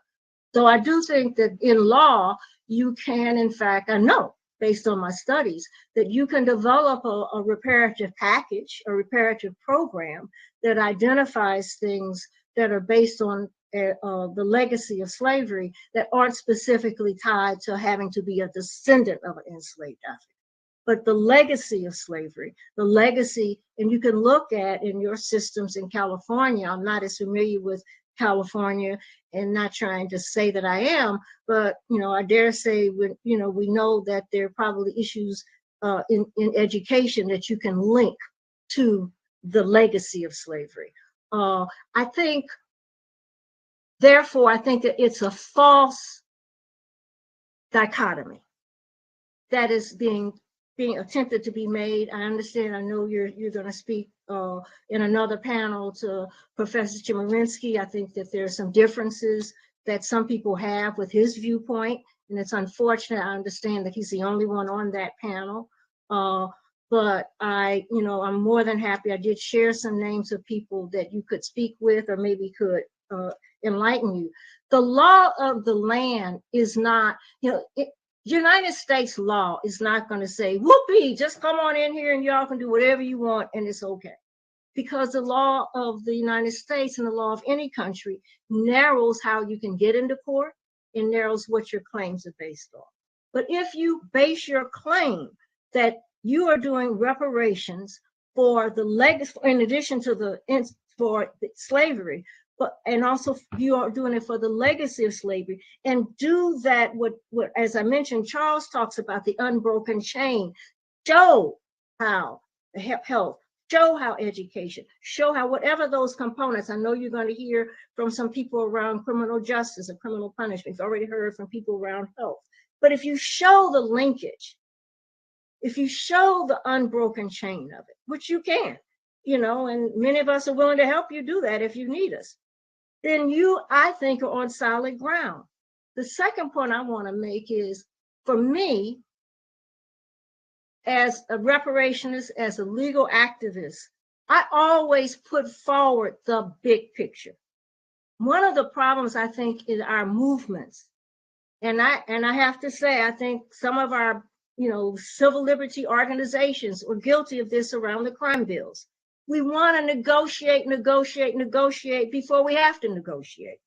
So we shrink our demand based on what we think they may do. And my way I present, both as a litigator, as a legal activist presenting to groups. I was with the World Conference Against Racism. I represented the Women's International League of Peace and Freedom, and co-chaired the African Descendant Caucus there. And what we did was present the big picture. What we said is, if the General Assembly is going to cut it down, it's going to cut it down from what we want, not from what we think they're going to agree that we want. So for me, you're on solid ground if you link your legacies to the injuries, because as I read to you, and I'm going to attach when I send my narrative, the resources that I refer to that you may want to look at later. The charge internationally, as well as your charge, as I've read it in your document, is to deal with the legacies of slavery. The legacies of slavery aren't just tied to somebody who can trace their ancestry. They didn't ask Diallo when they shot him 40-some times and murdered him whether or not he was an enslaved African. But his death and the deaths of so many, George Floyd, I don't know what his legacy is. I don't know if he was a descendant of enslaved African, but George Floyd clearly is part of that unbroken chain. And so I think you can do it. I know you can do it. And my view would be that you make your case as long as you link it, as long as you can link it. You're not trying to give reparations for something that you can't even articulate as a legacy of slavery. And my last point, and I'm probably, all this bubbling up, I'm just so happy after Nkechi and I said, after all these years, to be here, we never would have dreamed it. And it's just exciting to see you all and see your faces and know that you are digging down and doing the best you can to do what you think is right. But the last point I want to make is that your remedy did not just be money. I think Nkechi touched on that. I've touched on that. I'm sure others have touched on that. Because money doesn't wipe out or address, even if we can never eliminate them all. I don't know. But if money can't do it. Money can only say, it's like damages in a case. I got hit by a car. I can't, you can't put my arm back together. So you give me what the doctors say or the lawyers say is the value of my broken arm, right? I mean, that's very simplistic. But you've got legacies of slavery in all your institutions in California. What can you do? What can you recommend as reparations to address the ongoing legacies that continue to marginalize Black people, that continue to keep us in second-class citizens, as Derek Bell would say? Derek Bell argued that we'd always be second-class citizens. I fought that argument but I feel that maybe we will be if we don't bite the bullet and really reach for the just claims. whether or not some court decides it's not or not. Look at what they've done to affirmative action. It still stands, but they whittled it down. But if we started with it whittled down, we wouldn't have it at all. So thank you. I'm sorry talking so long, but you hit my button. I'm sorry. So I'd like to just very briefly address that question of Commissioner Holden. I agree 100% with Adjoa that the lineage issue versus current day legacies is not an either or, but a plus and. But the weird thing about it is that issue never came up in the past 35 years prior to a couple of years ago. In fact, I've never even heard any immigrant saying, I want this money. I want to be, I'm not even sure where it would. I have just been very surprised with the amount of vehemence that has attached to this issue that didn't even seem to be a real, issue, to having encountered such negativity, I guess you could say. I will say this, that the reason I say a plus has also, it could be a situation where, okay, well, maybe if you want to deal with a lineage issue, maybe you should look at it as a rebuttable presumption, which is a legal term. But it's like, on my father's side, he does not know who his actual lineage father was. Okay, I don't know who my grandfather was on my father's side, or even beyond that. I just knew that they were born in North Carolina, and, I just presume, the presumption is, we came from the enslavement. Don't know what plantation, don't know ABC, DEF, none of the above. And to require me to have to take a DNA test or to go through the Census Bureau, whatever, to me, it's an oxymoron, because many people who left the South, who went for the dream, they were trying to take away those slave names. Okay, they were escaping from the Klan, or they weren't necessarily beholden to what was not their identity. So I cannot say forthrightly that even if I knew who the ancestral lineage was, that name would have shown up on the Census Bureau. During the enslavement time, folk were identified just by first names. And every time they were sold, they got a different first name and a different last name. So at this day and age, to call for a reliance solely on a lineage just does a disservice to where we are today in 2021. So as a result, maybe, a rebuttable presumption, okay, which you can rebut, say, hey, y'all, you just came over here, you didn't, and then it might be a different phase of the remedy that they would accrue. As a part, I don't know. I'm just saying that to just have a bright line like that, that's a disservice. That's it. It also, I'm sorry, but it also dawns on me that it doesn't afford an opportunity to do one of the main forms of reparations.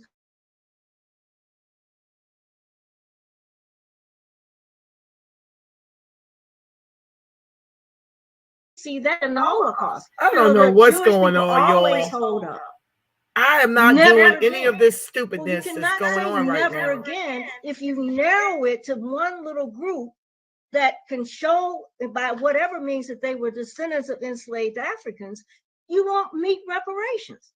It's not reparations. You're just giving them individual reparations, and that's fine. But reparations, if you're going to look at it in the broad definitions that the UN and others have embraced, you can't do that. You cannot end the legacy of slavery by only addressing those direct descendants of enslaved, because the legacy is bigger than the direct descendant. We're living with it now. So thank you, Commissioner Holder.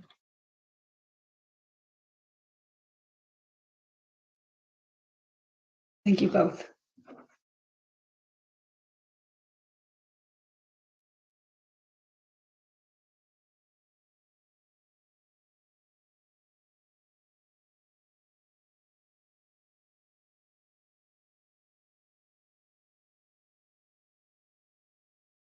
I have a question. I don't understand. Where's the chair? I'm trying to make. I'm Your one that. internet is unstable. So go on. Oh, okay. My question is, she said several times that this was a ceremonial panel. I'm not sure what that means and how our testimony then would be used if it's merely ceremonial. Do you all not? I won't talk anymore. I talk forever, but that's my question.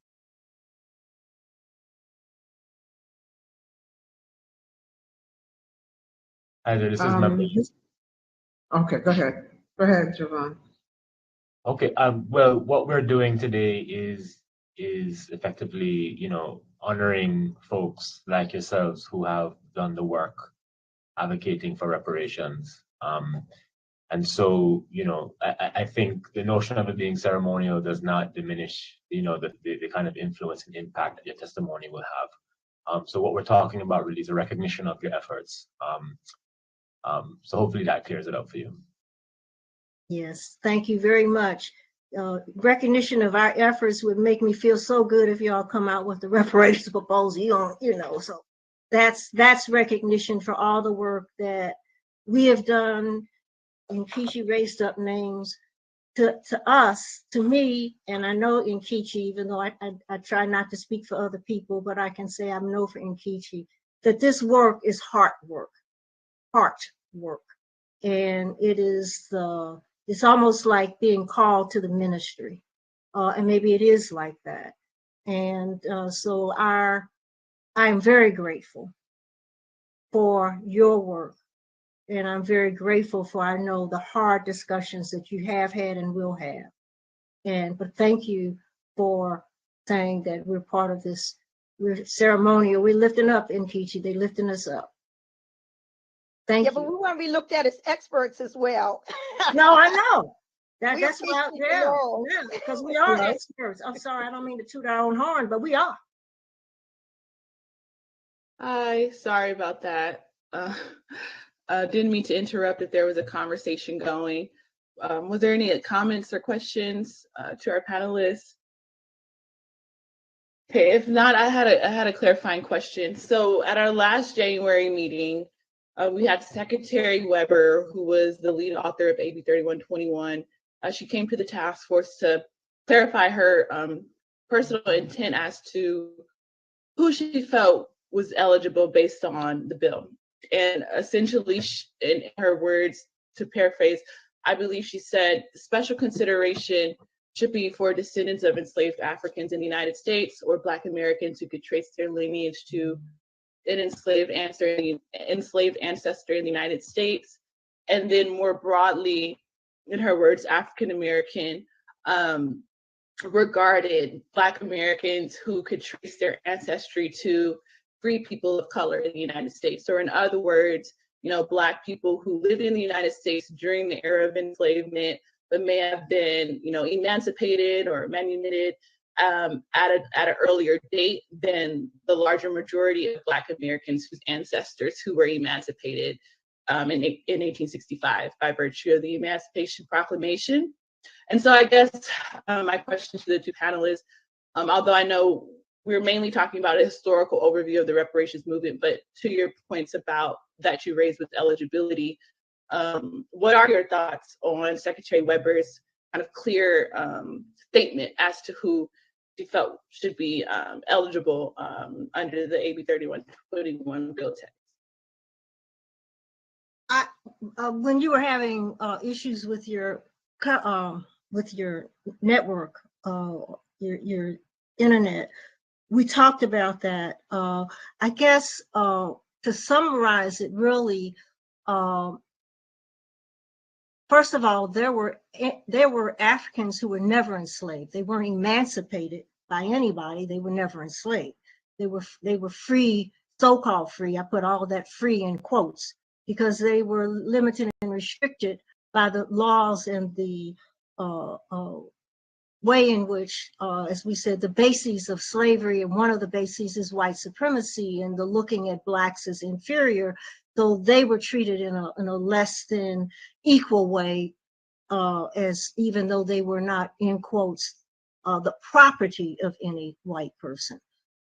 Secondly, I think to try and summarize my comments, I think that it does, and I put it in my written testimony too, that you'll get in a couple of days, but I think it does a disservice, actually, to limit the recipients to somehow being able to trace their lineage to enslaved Africans. Because if we look at the call for reparations that Nkechi so eloquently presented historically, if we look at the UN documents that have addressed this issue, you can look at the fact that many people are getting reparations because of the descendancy.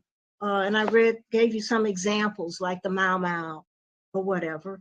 But you also look at the legacy of slavery as impacting or being borne by people who are Black Americans, African Americans, people who look like me. And the people, and I keep saying that not because I want, you say, look at me. I'm talking about people who look like, who are dark skinned, who are brown. We also know the history of passing. We know that really what Du Bois talked about was the issue of the color line. And so slavery was part of the color line in many ways. Everybody didn't fit under it, but there was. And so the color line also continues in the vestiges to me. And I think, I know I can speak for my people that I've worked with over the years and in Cobra and other groups, but I'll say to me that we do a disservice. We do a disservice if we only look at what reparations we can give for the legacy of slavery to people who can trace their legacy back to slavery. Because then you won't be able to remedy education. Then you won't be able to remedy any of the structural racism that is in fact the legacy of slavery. So that would be my response. I don't know if Nkechi has something she can add. Now, I just would like to invite Secretary Weber to listen to our testimonies. Again, I feel that there should be a rebuttable presumption of inclusion, and that's the basis of much longer discussion that we all should come to the table together and discuss the ins and outs of. So, thank you. Thank you so much, Ms. Taifa and Ms. Aiyetoro, for your excellent and informative expert testimony. We really appreciate your presence and honoring reparations advocates of the past, present, and future. Truly, truly appreciate it. So now, thank you. Thank you so much. So now we'll turn to witness panel number 2, which is a historical review of legal implications of reparations. So I am delighted and honored to introduce to you all Dean Erwin Chemerinsky. Dean Erwin Chemerinsky is an American legal scholar known for his studies of the United States constitutional law and federal civil procedure.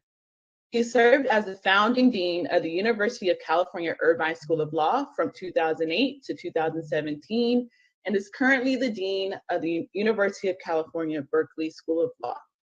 A study of legal publications between 2016 and 2020 found Chemerinsky to be the most frequently cited American legal scholar.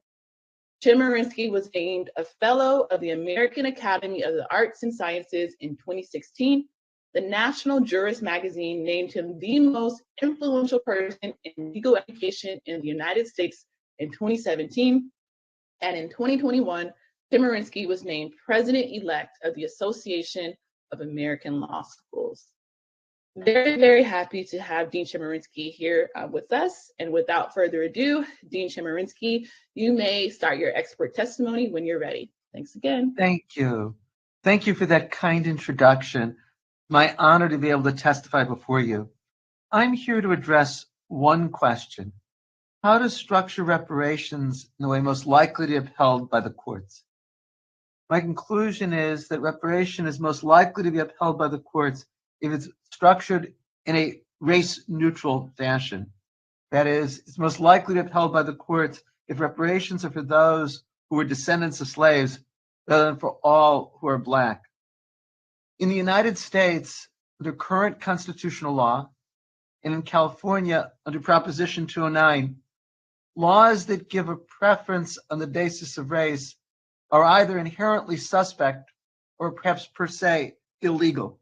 And therefore the question is, how can reparations be structured in a way that would get through judicial review?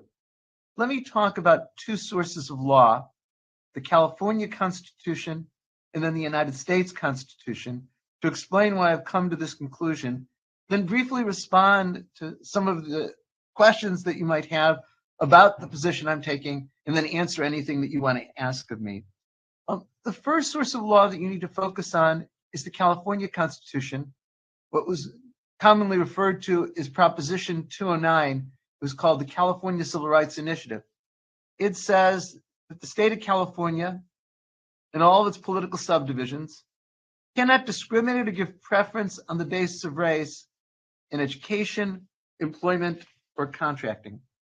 And so if reparations are given on the basis of race, that anyone who meets the definition of being Black is entitled to reparations because all have suffered from the legacy of slavery, I don't think it could survive a challenge under Proposition 209. Now, Proposition 209 is limited to education, contracting, and employment. And if the reparations were not in those areas, then Proposition 209 wouldn't be a problem. But if it's in education, or if it is in contracting, or if it is in employment, then anything that is deemed as a preference on the basis of race is per se impermissible. This is different than what I'll talk about in a moment, the United States Constitution, where there is the possibility of racial preferences being constitutional. Under the California Constitution, they're not. There's relatively little case law about Proposition 209, but that which exists broadly defines what is preference. It would be hard to imagine that there'd be a reparation system that was racially defined that wouldn't run afoul of this. Now, as I said in my introduction, if this were defined as a benefit for those who are descendants of slaves, it would certainly largely overlap with race, but it would not entirely overlap with race. There are Blacks who are not descendants of slaves. There's a very small population that were enslaved that wouldn't be Blacks. So I think there'd be a strong argument based on Proposition 209 that limiting reparations to those who are descendants of slaves would not run afoul of Prop 209, whereas if this is defined in a race-based manner, then I think Proposition 209 would be a substantial problem. But assume that Proposition 209 wasn't a problem.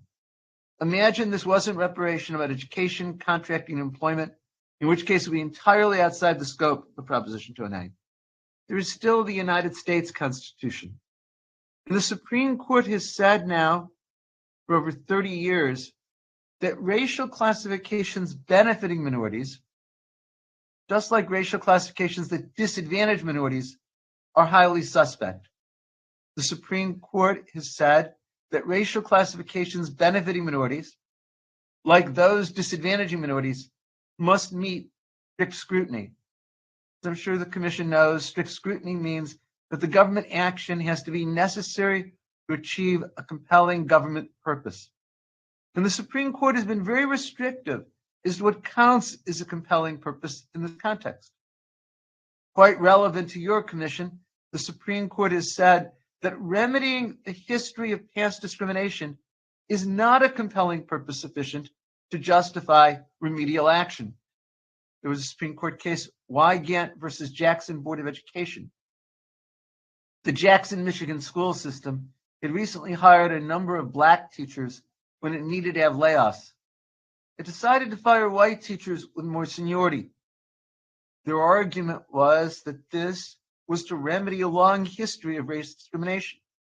They also said how important it was to provide role models for Black children in the schools. The Supreme Court declared this unconstitutional, and the court's opinion was explicit that there cannot be preferences based on race on the grounds of remedying the history of discrimination. Or there's the case J. Croson versus City of Richmond.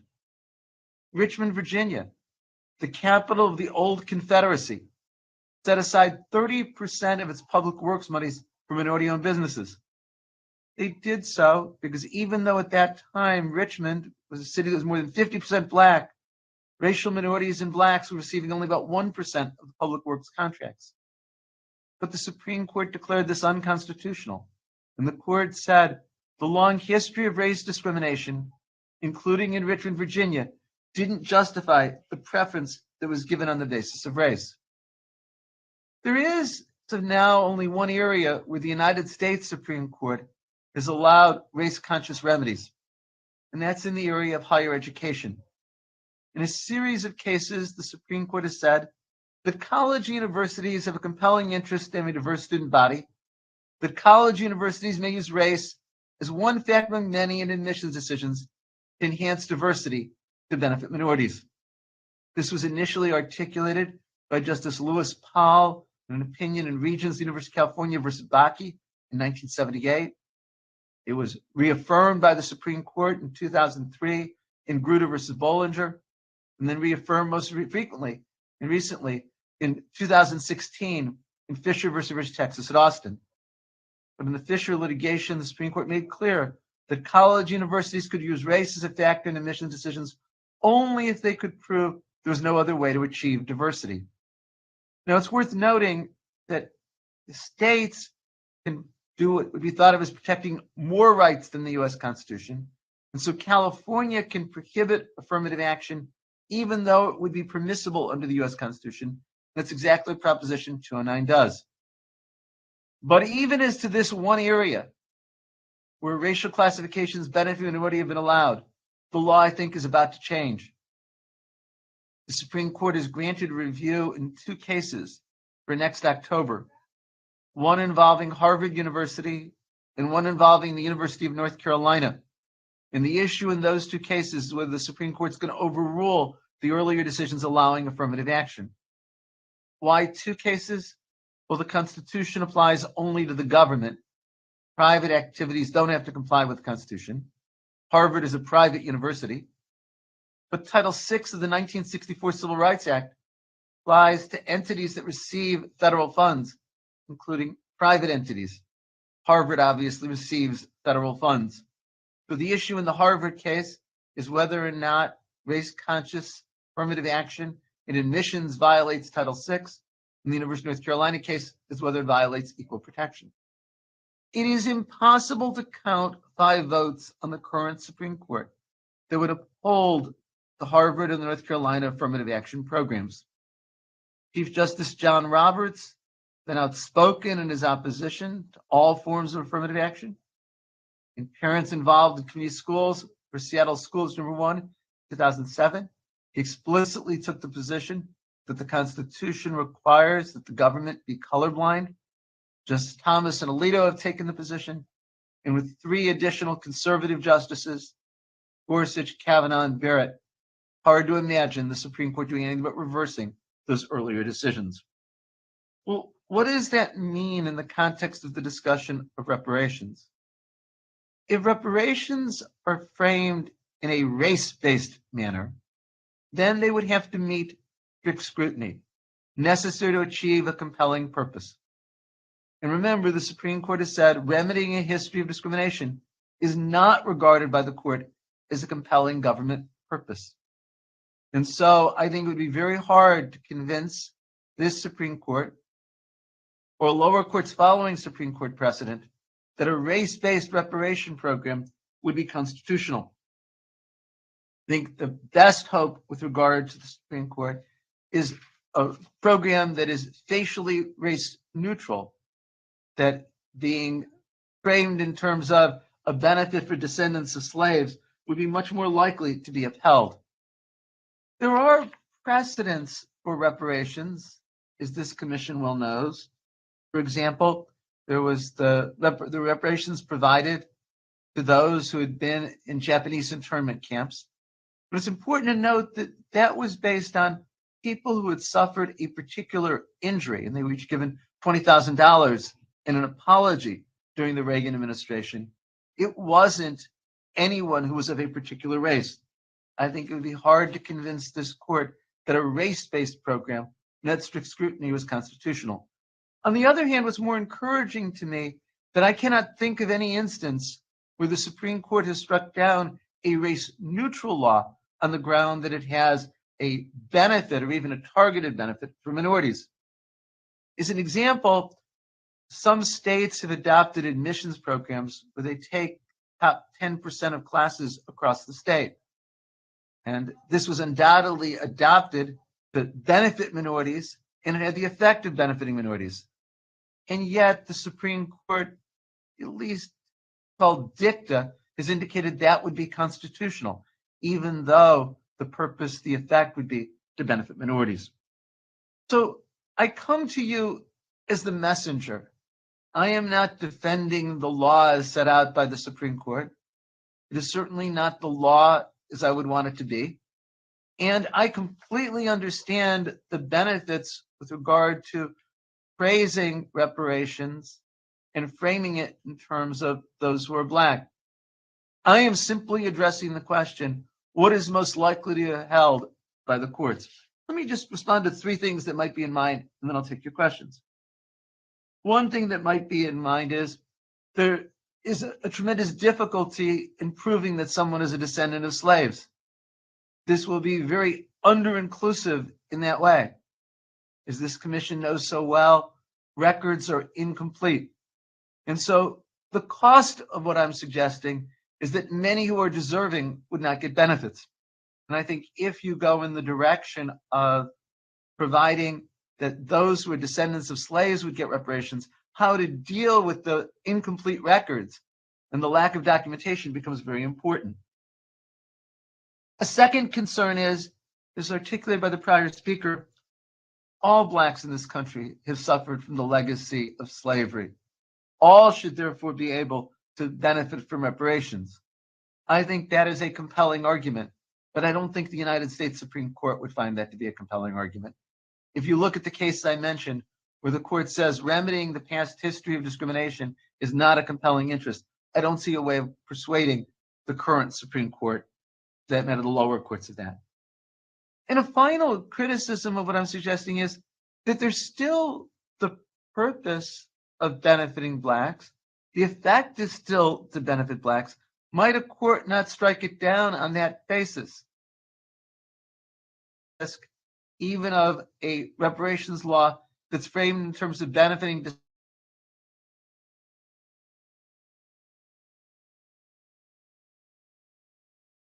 So again, that's not me, y'all. I wanted to address just one question for you: how to frame reparations in the way most likely to be held by the courts. And I'm glad to take any questions. Thank you, Chemerinsky, for your informative expert testimony. I would like to now recognize our task force members in the event that they have any questions, comments for Dean Chemerinsky. Member Reggie Jones-Sawyer, you are recognized. And thank you. And I missed some of it because I had to step away for a second. But Mr. Chemerinsky, as you probably heard from several other people about descendants of slaves, you probably could hear the pain, and probably the pain of our ancestors who were enslaved, and the harm that was done to them. When you hear their ancestors speak of it, you probably could hear the pain. And I'm thinking of, in the context of lawsuits, there's always this discussion of harm, and normally there's like 3 different things that people ask for. And again, I'm practicing law without a license. People are looking for monetary remedies, some kind of apology or acknowledgement of the harm, and then eliminating the harm. And I say that in the context of maybe we're not providing any benefits, but maybe we should remove the harm. If there's a contaminated lake because of some industry, not only do they try to get them to remove the harm, to stop contaminating it and killing people or giving them cancer, but we also want them to acknowledge that they've done that, and that's why they want NDAs done, so they don't get sued in a lawsuit. A lot of companies, and a lot of this discussion seems to be about monetary more than eliminating the barriers that slavery has instituted institutionally, is that if that may be a way, maybe not providing preferential treatment, but doing things to eliminate the barriers that keep African Americans down, that are based on things that were done in institutionally. It just drives me crazy, because when you read the Willie Lynch letters, for example, we're arguing about whether or not descendants of slaves or Black people in general get money. And that's like straight out of the Willie Lynch book, that the secret to controlling enslaved Africans is by setting them apart from one another. In my mind, that's a vestige of the harm of slavery on Black people, and it's still ingrained in us. So how do we go to stop redlining? How do we go so that, you know, when you try to get an appraisal, usually it's worse in Black neighborhoods than it is in other neighborhoods. How do we stop barriers from people promoting or getting a job, or the whole system of the criminal justice system, and how that's the new plantation system for African Americans right now? How do we remove those barriers? Is that something we could put in? I know that's a lot, but you know, hopefully you get where I'm going. Is there another way we could do this that could survive scrutiny? Sure. It's a wonderful. Let me take the three things that you say, because I think it's a good way of organizing it.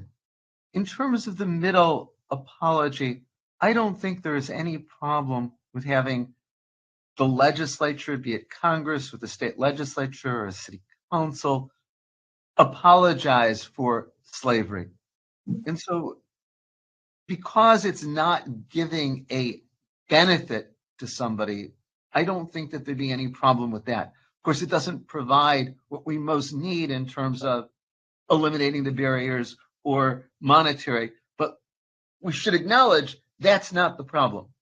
In terms of monetary, and admittedly, implicitly, a lot of what I was talking about was thinking of reparations as was done for Japanese Americans who were interned as a monetary reparation. Then I think defining it in a race-neutral way is the most likely to get it upheld. In terms of eliminating barriers, I think we do need to strengthen civil rights laws. We must strengthen the voting rights law. The Supreme Court has gutted the Voting Rights Act and its decisions in Shelby County versus Holder in 2013, or Brnovich versus Democratic National Committee in its decision on July 1st of 2021. We must strengthen the open housing laws for the reasons you say. We must strengthen the employment discrimination laws. And it's important to remember, we can do that here in California for this state, as well as work for it nationally, but we don't have to wait for Congress to do it to adopt better laws in California. But in drafting those laws, it has to be laws that protect against race discrimination, not just protect Blacks against race discrimination, because then I think you'd be getting into a preference for a particular race. But I don't foresee, if we could eliminate those barriers, that being a problem. Let me take voting rights as an example. We need to restore what the Supreme Court invalidated in saying jurisdictions with a history of race discrimination need to get pre-clearance, pre-approval. We need to restore the ability to prove race discrimination by showing a discriminatory impact against minority voters. That's constitutional, and that wouldn't run afoul of anything that a court would strike down. Now, what I'm looking for here always is, what are proxies that can be used that achieve the same goal but aren't explicit? Let me take what I know best, admission for higher education. After Proposition 209 was adopted, there was a devastating effect on enrollment of Blacks and Latinos at schools like Berkeley and UCLA. It took a long time to try to find proxies that we are in compliance with 209. We are not violating the United States Constitution, but we've been able to dramatically increase the students of color. Well, that's what we need to look for with regard to reparations. That's what we need to look for in terms of eliminating barriers and monetary relief. A way that we can find proxies that achieve the goal of getting the benefits to people who need them, proxies that prohibit and strengthen anti-discrimination law, but that won't be struck down by the courts. Thank you. Madam Chair. Yes, Vice Chair Brown, you're recognized. Well, my brother and members of the task force, with all you said this afternoon to us, it appears that it's our lot to stay at the bottom of the well in this nation. Anything that addresses the historical wrong that's been done to Black folks and still continues to be done should not be done, because then you're being, again, quote unquote, race specific. Well, the devil, let's look at San Francisco. You have a population that is diminished from 15 down to 3.9 to 4% of the population. There's been redlining, economic deprivation. Still, after nearly 50 years, there's not equality of opportunity in terms of hiring for Black teachers. There's not equality of opportunity in terms of wraparound services for Black children. And the facts reveal that right now, those who are in the eastern portion of this city, Bayview Hunters Point, are the worst performing students in this city. And even when you look economically, the per capita median income for Black people in this town is $35,000 a year. But for whites, it's $110,000. For Asians, it's between 70 and Latinos between 70 and 80,000. Now, with all that you said to us about the law, it looks like to me that the person who's been cut with a switchblade knife, or who's been gasoline's been poured on and burning them up, we are saying there's nothing that we should be doing to correct that situation. I'm sorry, but that's all that I have heard as we skirted and danced around this issue.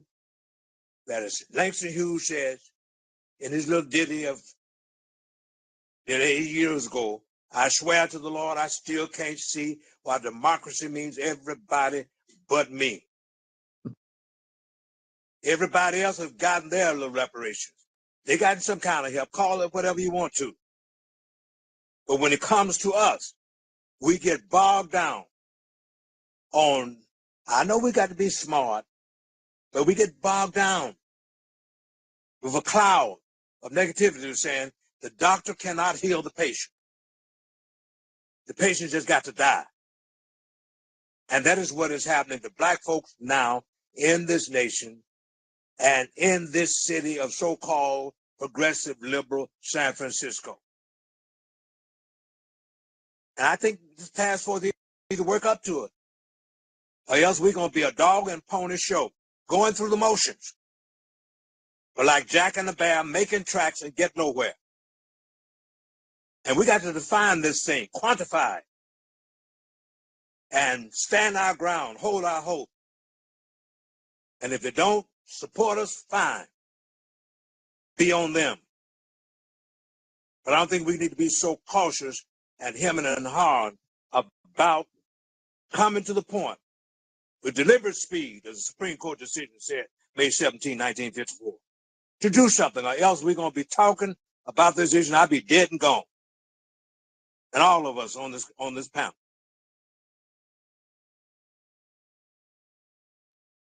Thank you, Vice Chair Brown, for those statements. And I'll take the space to remind folks that, yes, tomorrow, right after the public comment period from 10:05 to 11 o'clock, we will be discussing the community of eligibility and potentially taking a final vote on who should be eligible for reparations in the state of California under AB 3121.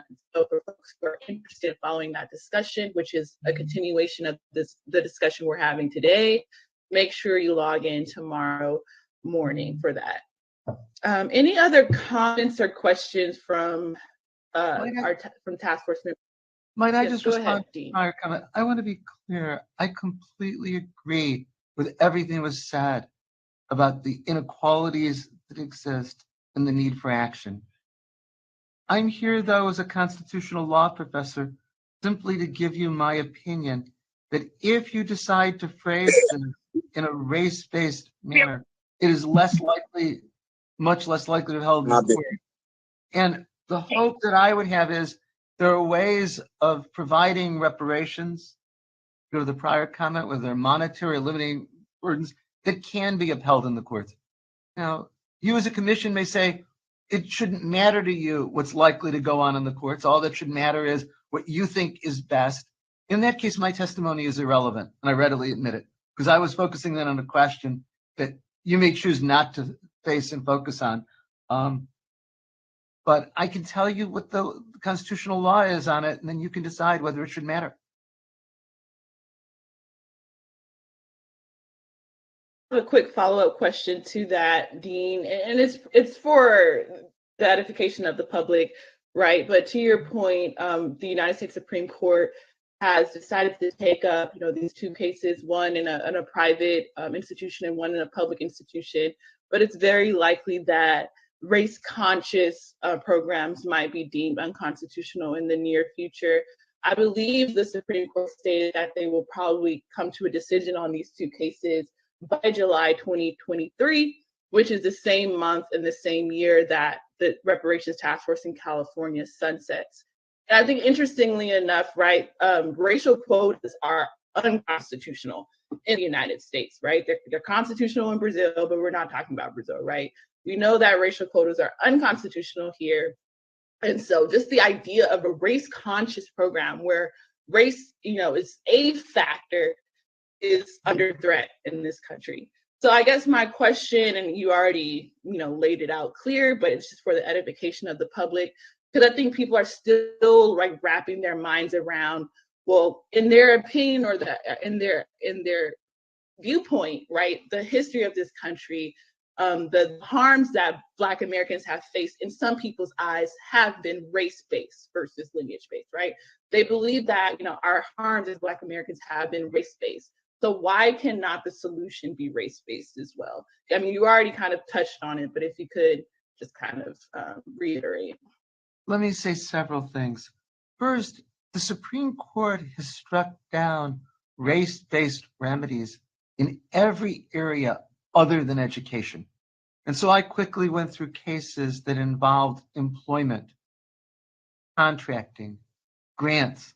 And one after another over the last 30 years, the Supreme Court has said the government can't use race as a factor in hiring, awarding contracts, and the like. The one area where the Supreme Court has upheld affirmative action, race-based programs has been with regard to higher education.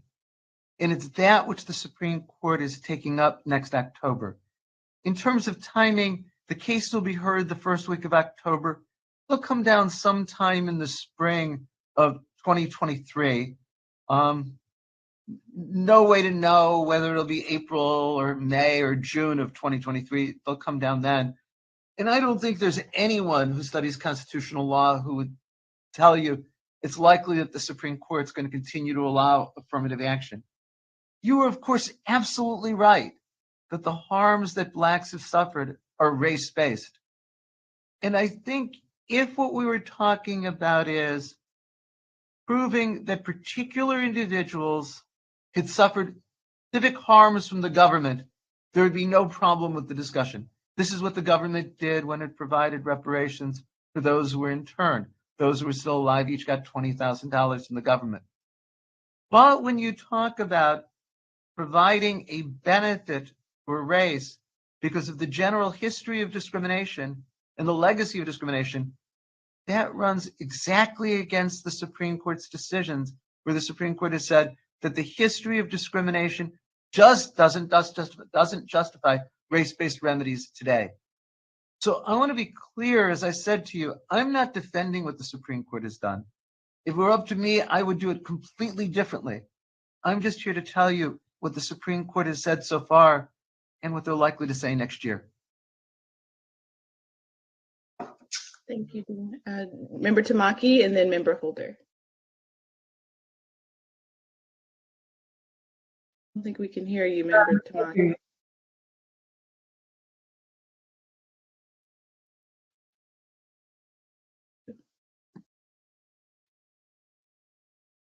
No, we can't hear you. Now you're on mute, so maybe try to unmute again. Oh, we'll go to Member Holder, and then we'll go to Member Tamaki. Member Holder, you're recognized. Thank you. Thank you, Professor Chemerinsky. I'm a big fan of your work. Had the opportunity to work on an amicus brief with you when I was legal director at the Equal Justice Society, and really enjoyed that. I too am an attorney and a constitutional scholar, and have done a lot of work around Proposition 209, including being one of the people on the steering committee for Proposition 16, which was the initiative to eliminate Prop 209, which unfortunately didn't pass. So a lot of my scholarship has been around Proposition 209 and the restraints. I wanted to underscore one thing that you said, which is so critical in terms of educating the public, is that Prop 209 puts restraints on government employment, government contracts, and government education, right?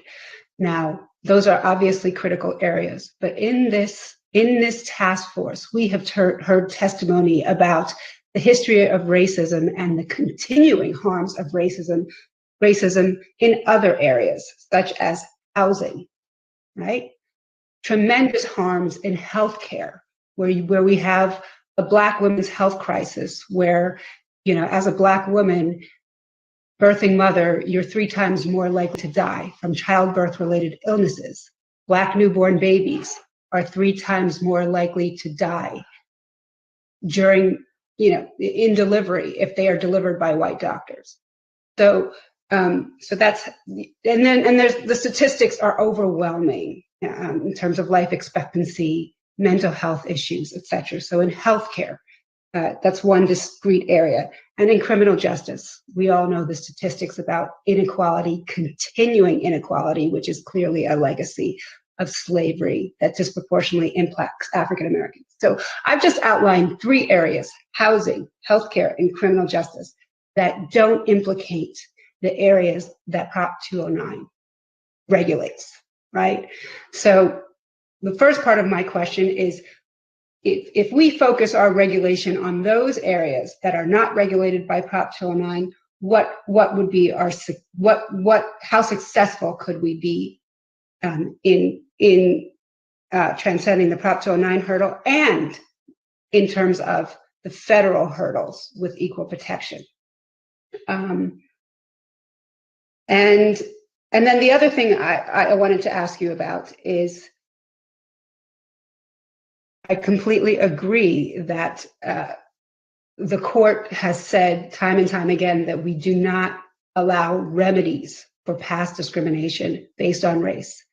However, there are cases where the court has said current manifestation of discrimination, and especially when that discrimination is advanced by the government.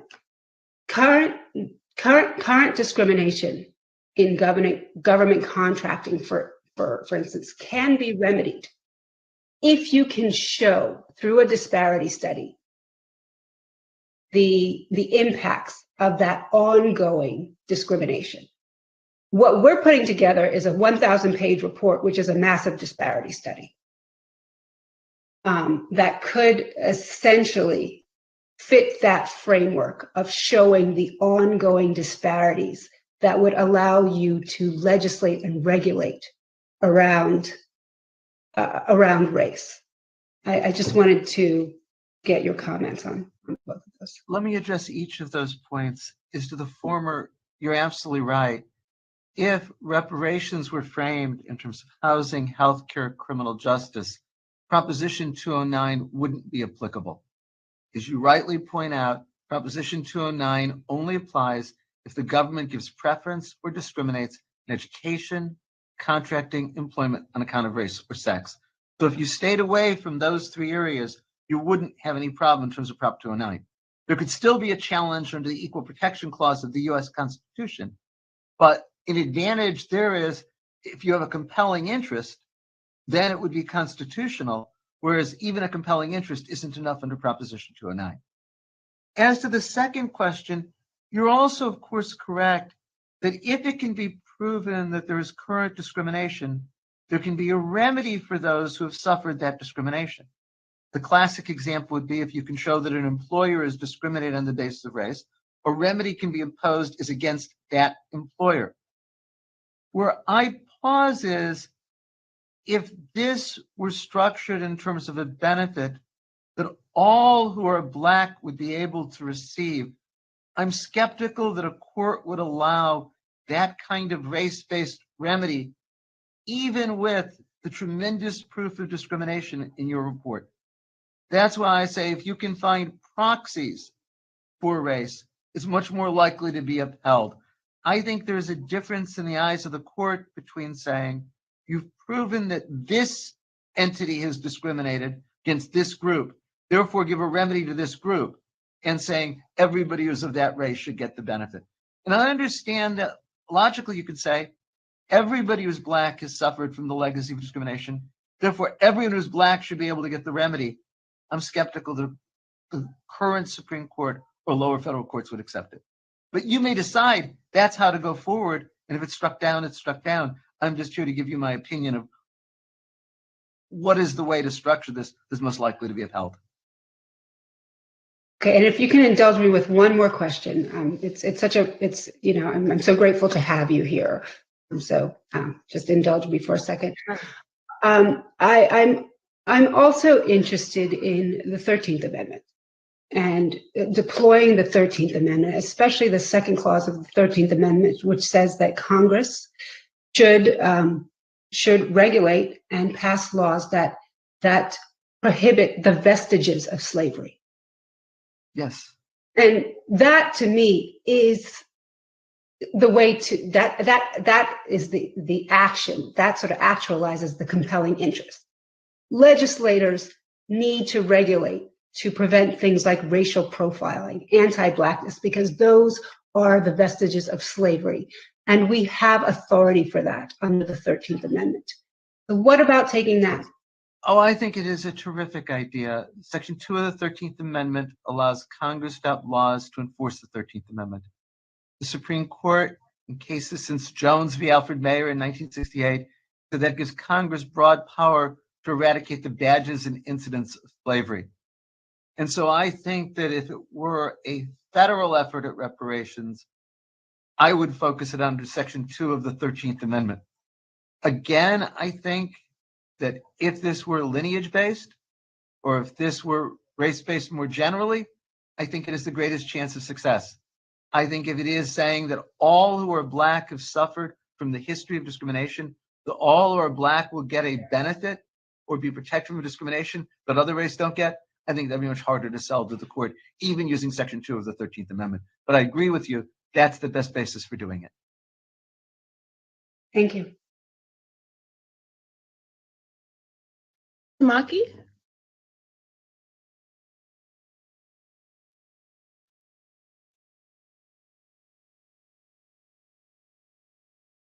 Do you want to put your question in the chat? I was going to suggest that.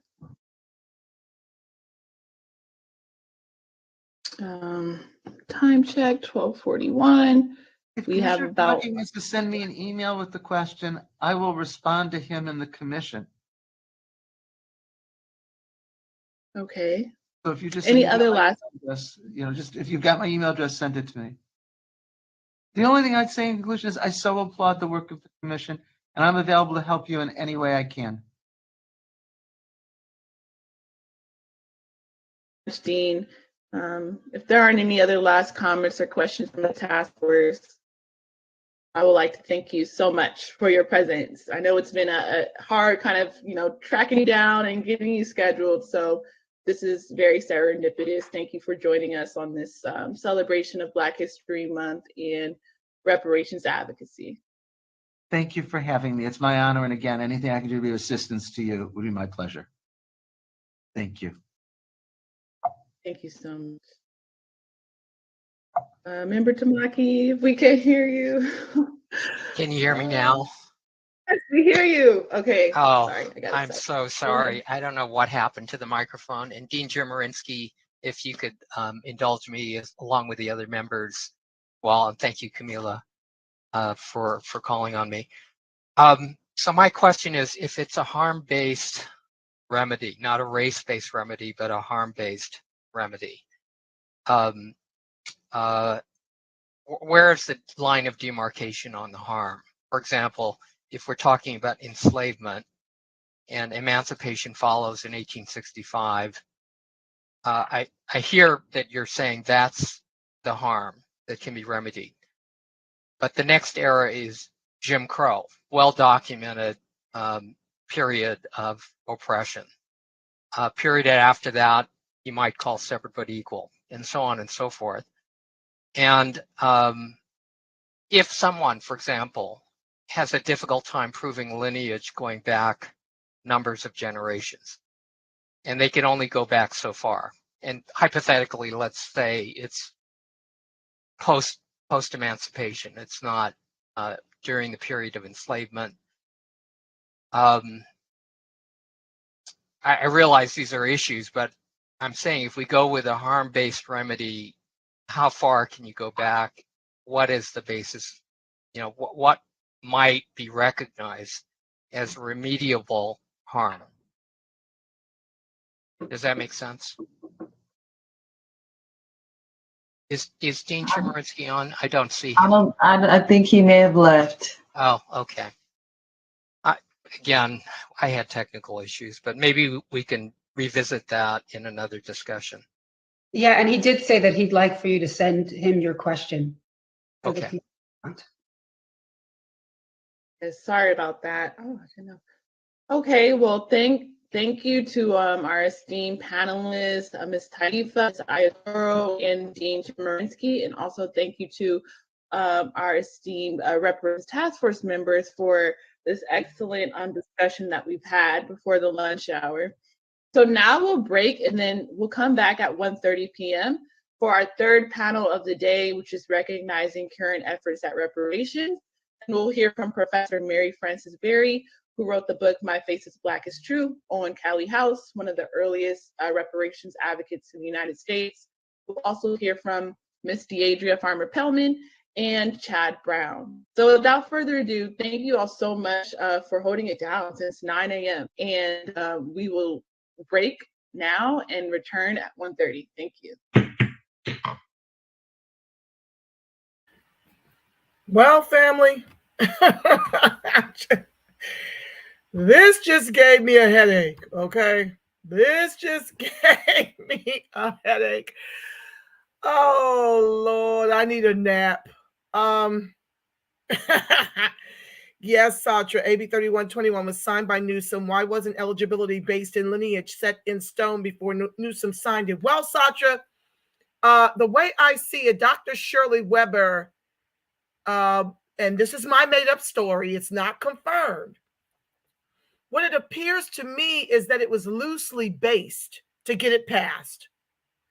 And so she was called in to bear witness to what her intent was, and she made it clear, crystal clear, that if you tie all blacks to our justice claim, we'll be reduced to 50 cents each. And so, yeah, I believe she was playing some strategy, and with the help of us here in the grassroots, okay, down here, we were instrumental in getting those exceptions in there for U.S. descendants of American chattel slavery. Black American descendants of U.S. chattel slavery. We were instrumental in getting her to edit the language to make sure we were included. Like to make sure it would be interpreted to be exclusively for us. But the way it's written, it's ambiguous. And so I think she did it in this way to get it signed. Now, remember, Newsom didn't sign it until it was almost expired. Remember, Maxine Waters and Ice Cube were instrumental in putting pressure on Newsom to sign this bill. So I'm with Dr. Brown. Shout out to Dr. Brown. He, I love what he said. You know, it blows my mind that this government at every branch has been instrumental in creating our Holocaust. And now they're weaponizing what little advances we had against us to make sure they stay in power and enriched. And the next group to that for enrichment is the immigrant. I've been doing videos on this, showing you guys that they're literally using our reparations to buy the immigrant groups, ultimately buying the vote. You see, they've neutralized us economically. And now, as Biden sends troops to shore up the borders of Ukraine, he's left ours wide open because immigration is ultimately the albatross around the necks of freedmen. And it's not just the Black immigrant that's the problem. I mean, the bigger problems are the immigrant groups that they make white, like Hispanics, Asian Indians, Asians. You know, the lighter complected ones, they are making them white in order to stay in control and stay in power. And so that's the biggest weaponization against us. But for these Mickey Fickies trying to take out affirmative action that they, by and large, have benefited from. All of their salaries are American salaries. All of their wealth is American because of our ancestors' heinous chattel slavery that built the wealth the whites and the immigrants now eat from, you see? And so now that they've secured and neutralized us economically, they're coming in for the kill. The kill is you won't be able to argue anything based on your race as Black or African American. That's what they're doing all over the country. Prop 209, as many of you who listen to my broadcast already know, this is for those who don't. Freedman Ward Connerly is responsible for Prop 209, which has reduced our enrollment in the UCs here in California, I don't know, to maybe 1% now. And so this is what they're doing. And the Democrats are really largely at the helm. The Republicans definitely benefit from this, though. They definitely benefit. And I guess, you know, Donald Trump, he was the wild card. Okay. I know folks like to demonize Donald Trump, but he was the wild card. He was the lesser of two evils because, you see, he protected those borders. And when you protect the borders, you protect Black interest in jobs. We at least can get employment now. I mean, the unemployment rate out here is 13% for Blacks, for us. We are under 2 million out here. We're about 3%. I know they keep saying 6%, but that's including all Blacks, you see. This is what they get away with when they flatten Blackness. We are the least paid out here. We are the highest unemployed and the highest underemployed. And they want to sit up here and literally say that the median living, what is the word I'm looking for? Lord, I'm so sleepy, y'all. Just forgive me. I was up forever trying to crunch my comments down to 3 minutes. So I've got a little bit of brain fog right now. Forgive me. The cost of living for a family of 4 in the state where the median home price is, let me get to it. I want to say the median home price is $840,363. And these Mickey Fickies have the unmitigated gall to say the cost of living for a family of 4 in the state of California is $46,636. Did you hear me when I tell you what I just said? Oh my God. Do you see the puckery going on in the state of California and all over the country?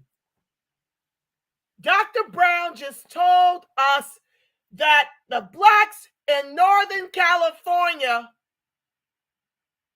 median income is $35,000. And in the Bay Area where the Asians have taken over, the median home price is around $1.5 million, family. And so they create our Holocaust with the legislation and now want to use the legislation to make sure we can't get anything accomplished according to our race, now that they've given away our reparations and protections to line their own pockets with a little to immigrants to make sure they put them in power in government at every branch to guarantee we never get repair. You are living and witnessing the ethno-genocide of freedmen.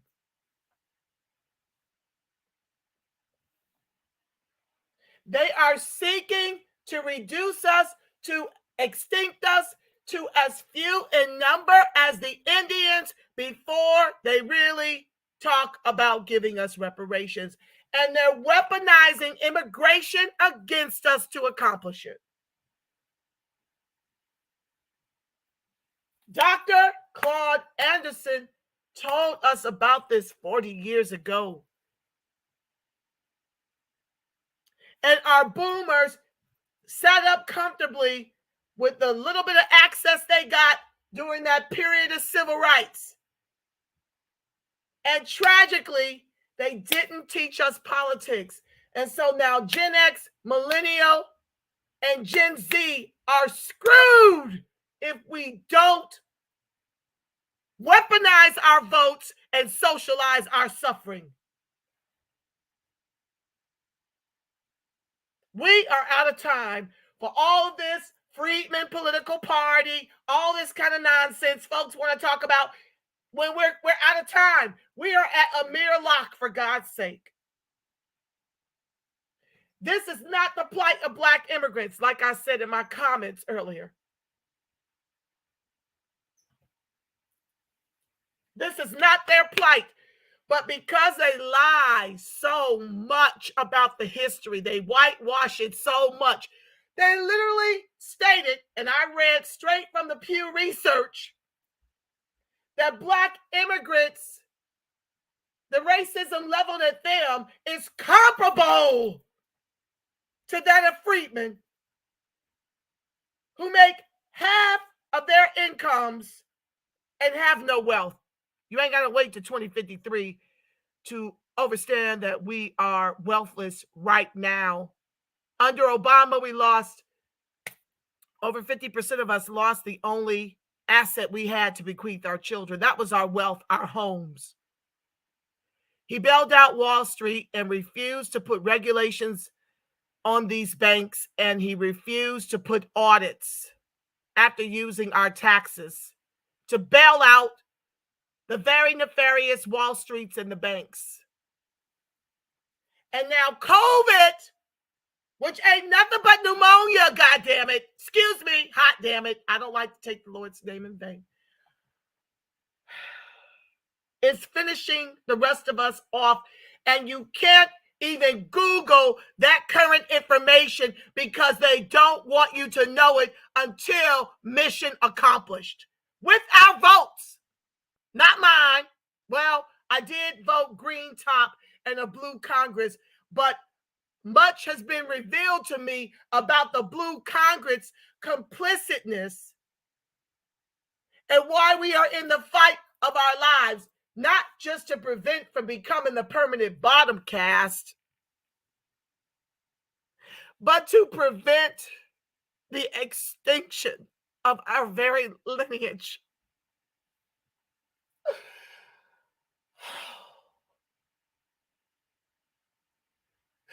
If our Black men cannot get work, they can't afford to marry, they can't afford to have families, they can't afford their babies. And then our children are being sold into slavery and other abuses in the foster care system and in juvenile detention centers and being set up to do adult slavery in the private prison industrial complex. How are we 3% in California and 30% of the incarcerated out here? I'm sorry. I'm so sorry. Oh.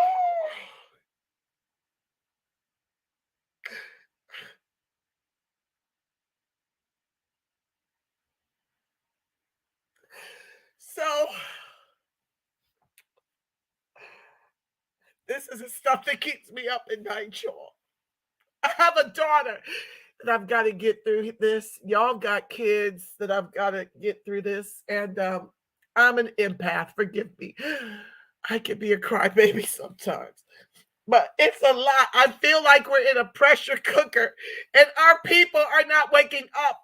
There's still around 60% in support of these Democrats that are, by and large, the reason every time they get in office, every time there is a trifecta, we are the only ones regressing and suffering as they give away our reparations and our protections to line their pockets into the immigrant groups, which are our new white oppressors.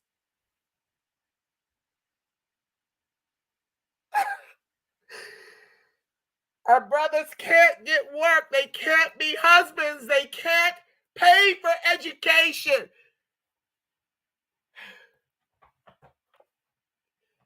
They can't have their fathers in the home like we grew up, y'all, that are in the Gen X.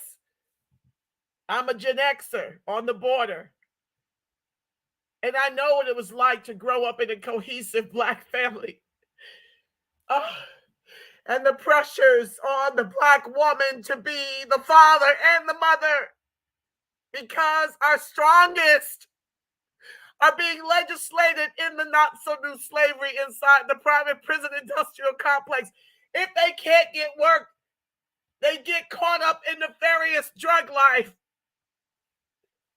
Compliments of the CIA.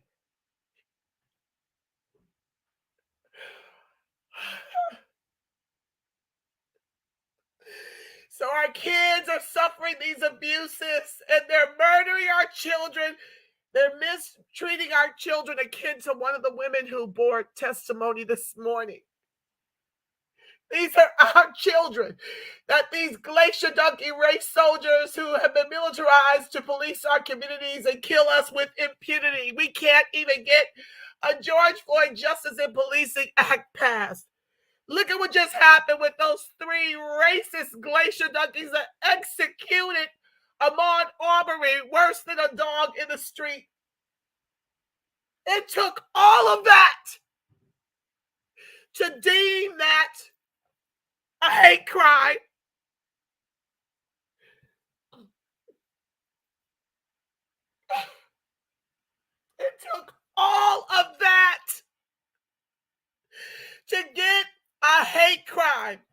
at Kim Potter. Compliments of an Asian judge. Gets 2 years for executing Dante Wright, and that wasn't her first execution in the 26 years she was on the force. I think that brother was 20. Amir Locke can't even have a registered gun in his home without these glacier donkeys coming up in there by key, sneaking up on him, and when he tries to defend himself, he is executed within 2 seconds of coming to. This is where we're at. While the majority of our electorate is still in support of Biden and Kobami.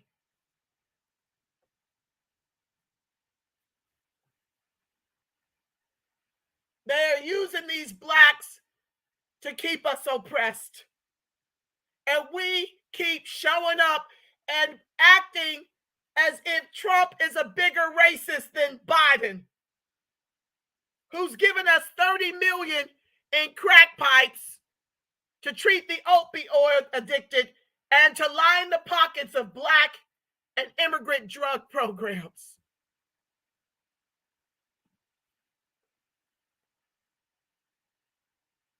Yes, Kia, our men are on the streets in Los Angeles, and they're losing their minds because they are hurt and worn out because they've been legislated to the street.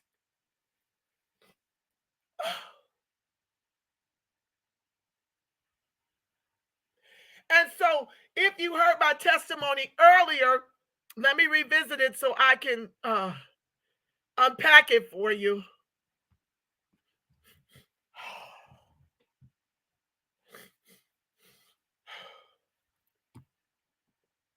Just give me a second to get to what oh my God, the notes were everywhere. Okay, just a second, family. Welcome to the live. Please be sure to like, share, subscribe, turn on your notifications.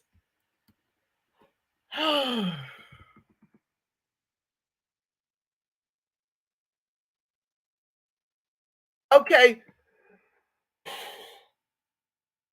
So, if you didn't hear me from the top of the live, I know y'all are at work. This is like, I really wish they would have this stuff on the weekends because, but the beauty of it is you can always go back and press the archives.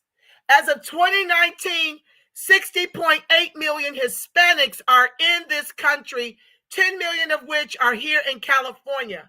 Now, we're less than 2 million. We were 17% of the population in the 70s. We are now around 3% of the population.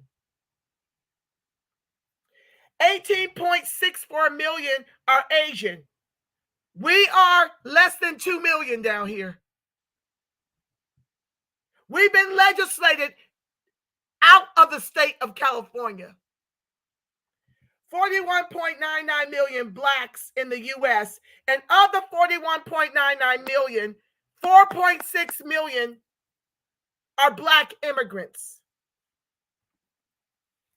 And let me take a pause and tell you what that means. That we are declining in numbers. If you take, we were 4 million once we emancipated ourselves by fighting in the war.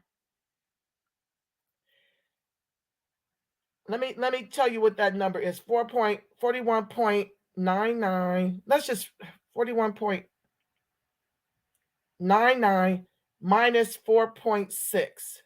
We are now 37.39 million. So what I'm showing you is the correlation between this expansive growth in immigration, not just the black ones, This expansive growth in immigration as compared to our decline in numbers, family.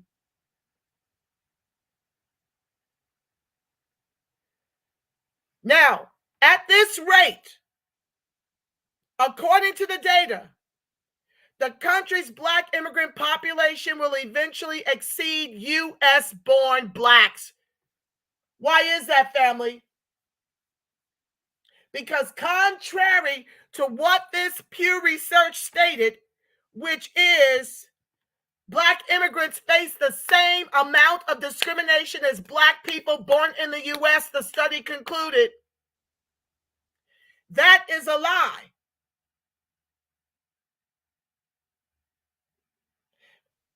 Black immigrants have more education than us. I think they're around 35%. We're around 22, somewhere 34% of the Black immigrants in this country are degreed compared to our 22%.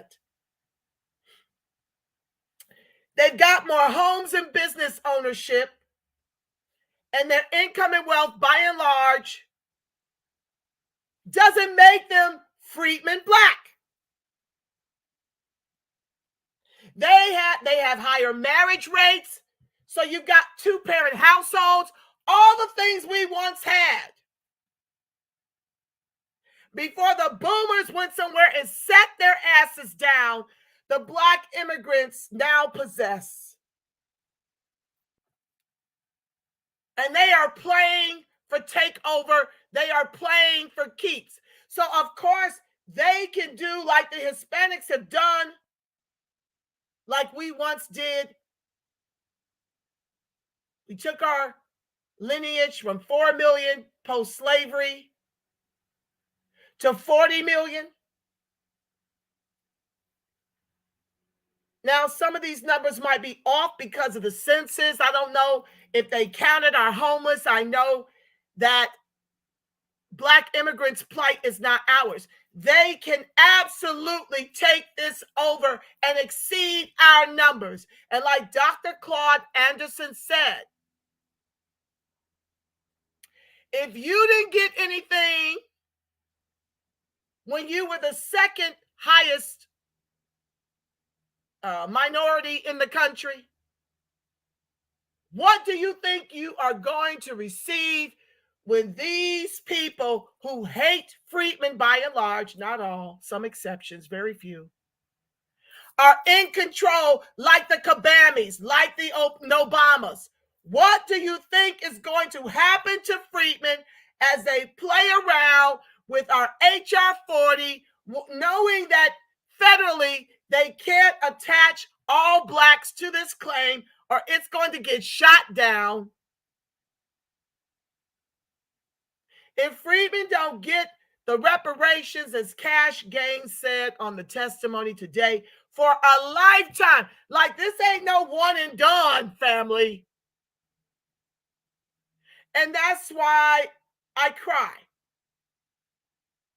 Because I see clearly the plan here is to extinct us to as few in numbers as the Indians before they'll consider reparations. When you look at the other groups in this country receiving reparations, they're not as big as 37 million.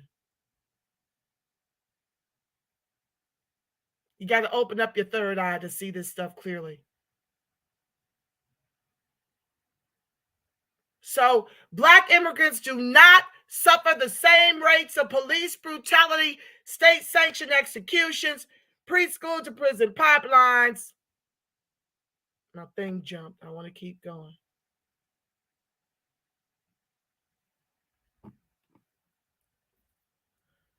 Incarceration, foster care, unemployment, underemployment, homelessness, lack of home and business ownerships, as freedmen Black does.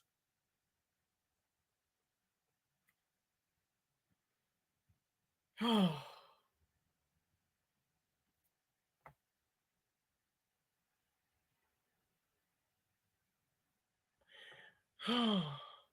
Kia says, we have been in a 400-year war and did not know it. Yes, ma'am. But they knew it. Guess when they knew it? As early as when Johnson took away the 40 acre and a mule and enriched white immigrants and white slaveholders with the Homestead Act for 100 years. They are weaponizing the POC immigrants and the Black immigrants in the same way they weaponize the white ones against us to keep us tethered to the bottom. One of my comrades said something so succinctly. I wish I had put his name by it. Wish I had put a star by it. It was really succinct the way he said it. Let me see if I can find it.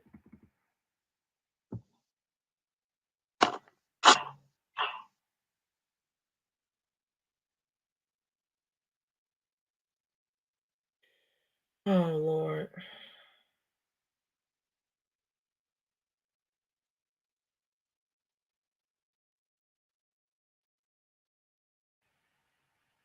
He said, I understand our oppression started before non-white immigration, but at the end of the day, it's labor that builds nation and empires. And there's nothing that white supremacists hate more than paying a freedman or freedwoman a fair day's pay. This is epic. I got to put it in bold. When they can no longer steal our labor via slavery or immigration, nor terrorize our labor through Jim Crow, they resorted to replacing it via open borders. I'm gonna have to put this, I'm gonna have to copy and paste this. It's their strategy. The question is, how will freedmen as a people respond? I gotta highlight this. In this one little thing he said, he spelled out the strategy to ethnogenocide us right about this piece.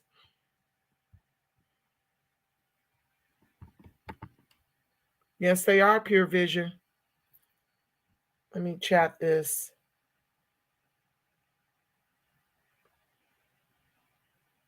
And show it. Oh, wait, that's not the first of it. I got to make sure this is included as part of the broadcast. I understand how oppression started before non-white immigration, but at the end of the day, it's labor that builds nations and empires. And there's nothing that white supremacists hate more than paying a freedman or a freedwoman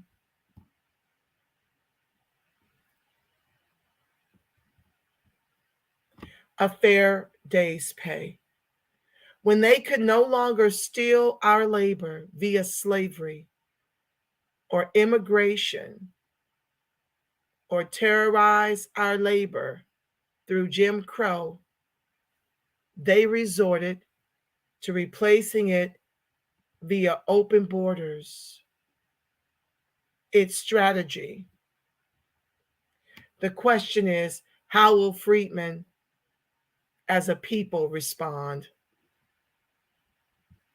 Hi, U.S. Freedmen and U.S. Aboriginals Federation, Dark Matter. Let me thank my co-host. I got to set up the other live for after lunch. Who else is in here? Miss Powell, you've been putting in work. Satra Del Reed, Kia, Pure Vision, y'all been putting in work. U.S. Freedmen and U.S. Aboriginals Federation. I'm scrolling. Stephanie Dews.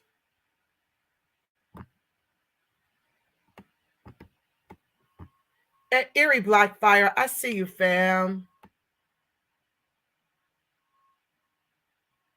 DC from LA. Bibi Rodriguez.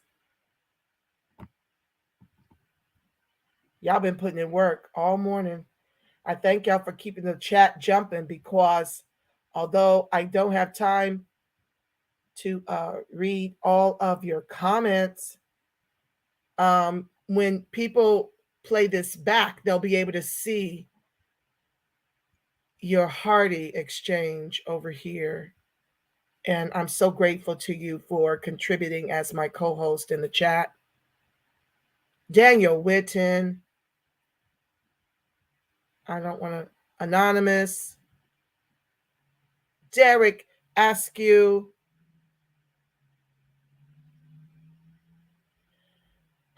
Y'all been putting in work. I got to highlight you. Give you your flowers. Because I'm in court while I'm doing this back and forth. And y'all keep it hot over here. Piping hot.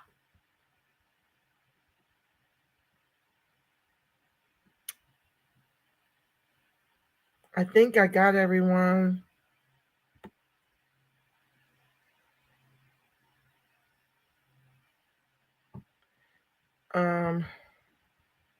Bobby, generic. And Facebook and Twitter, you guys are free to join us. Robin Freelix,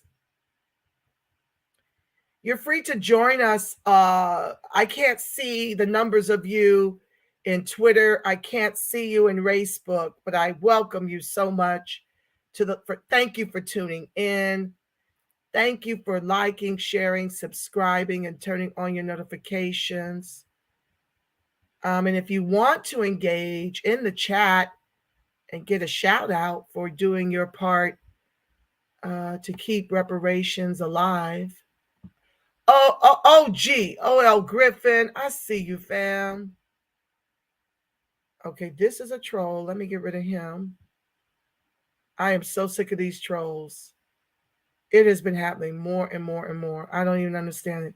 It wasn't this way when I first started, but now I'm being shadow banned, family, so you have to help me push this stuff out. You really do. Martin Norwood, Lineage First. Just giving y'all's flowers. This is the movement putting in work over here. Oh, shoot. I got to get back to court in 10 minutes. I almost forgot. Lord, it's so hard to be. Lions Den, a.k.a. Trey X. You know, I get so enraptured in these 2-day task force meetings that I need the ancestors to remind me that I'm still on the clock. So, family, with that being said, I'm about to prepare for court and get the next live set up. I want to pray those of us out that won't be returning. The light of God surrounds us. The love of God enfolds us. The power of God protects us. And the presence of God watches over us. Wherever Freeman and his allies are, God truly is, because family, you are the face of God. You are the voice of God. You are the body temple of the Spirit of the living God. And if no one's told you today, know this, family, that I love you, Black. I love you so strong. Yes, I do. Yes, I do. I'll be back when we break from lunch with part 2 of today's California Task Force meetings. It's been rich dialoguing with you and in this fight with you. It's an honor and a privilege. Thank you for loving us, Black and Strong family. Until 1:45, I'm bidding you peace, love, and reparations, reparations, reparations.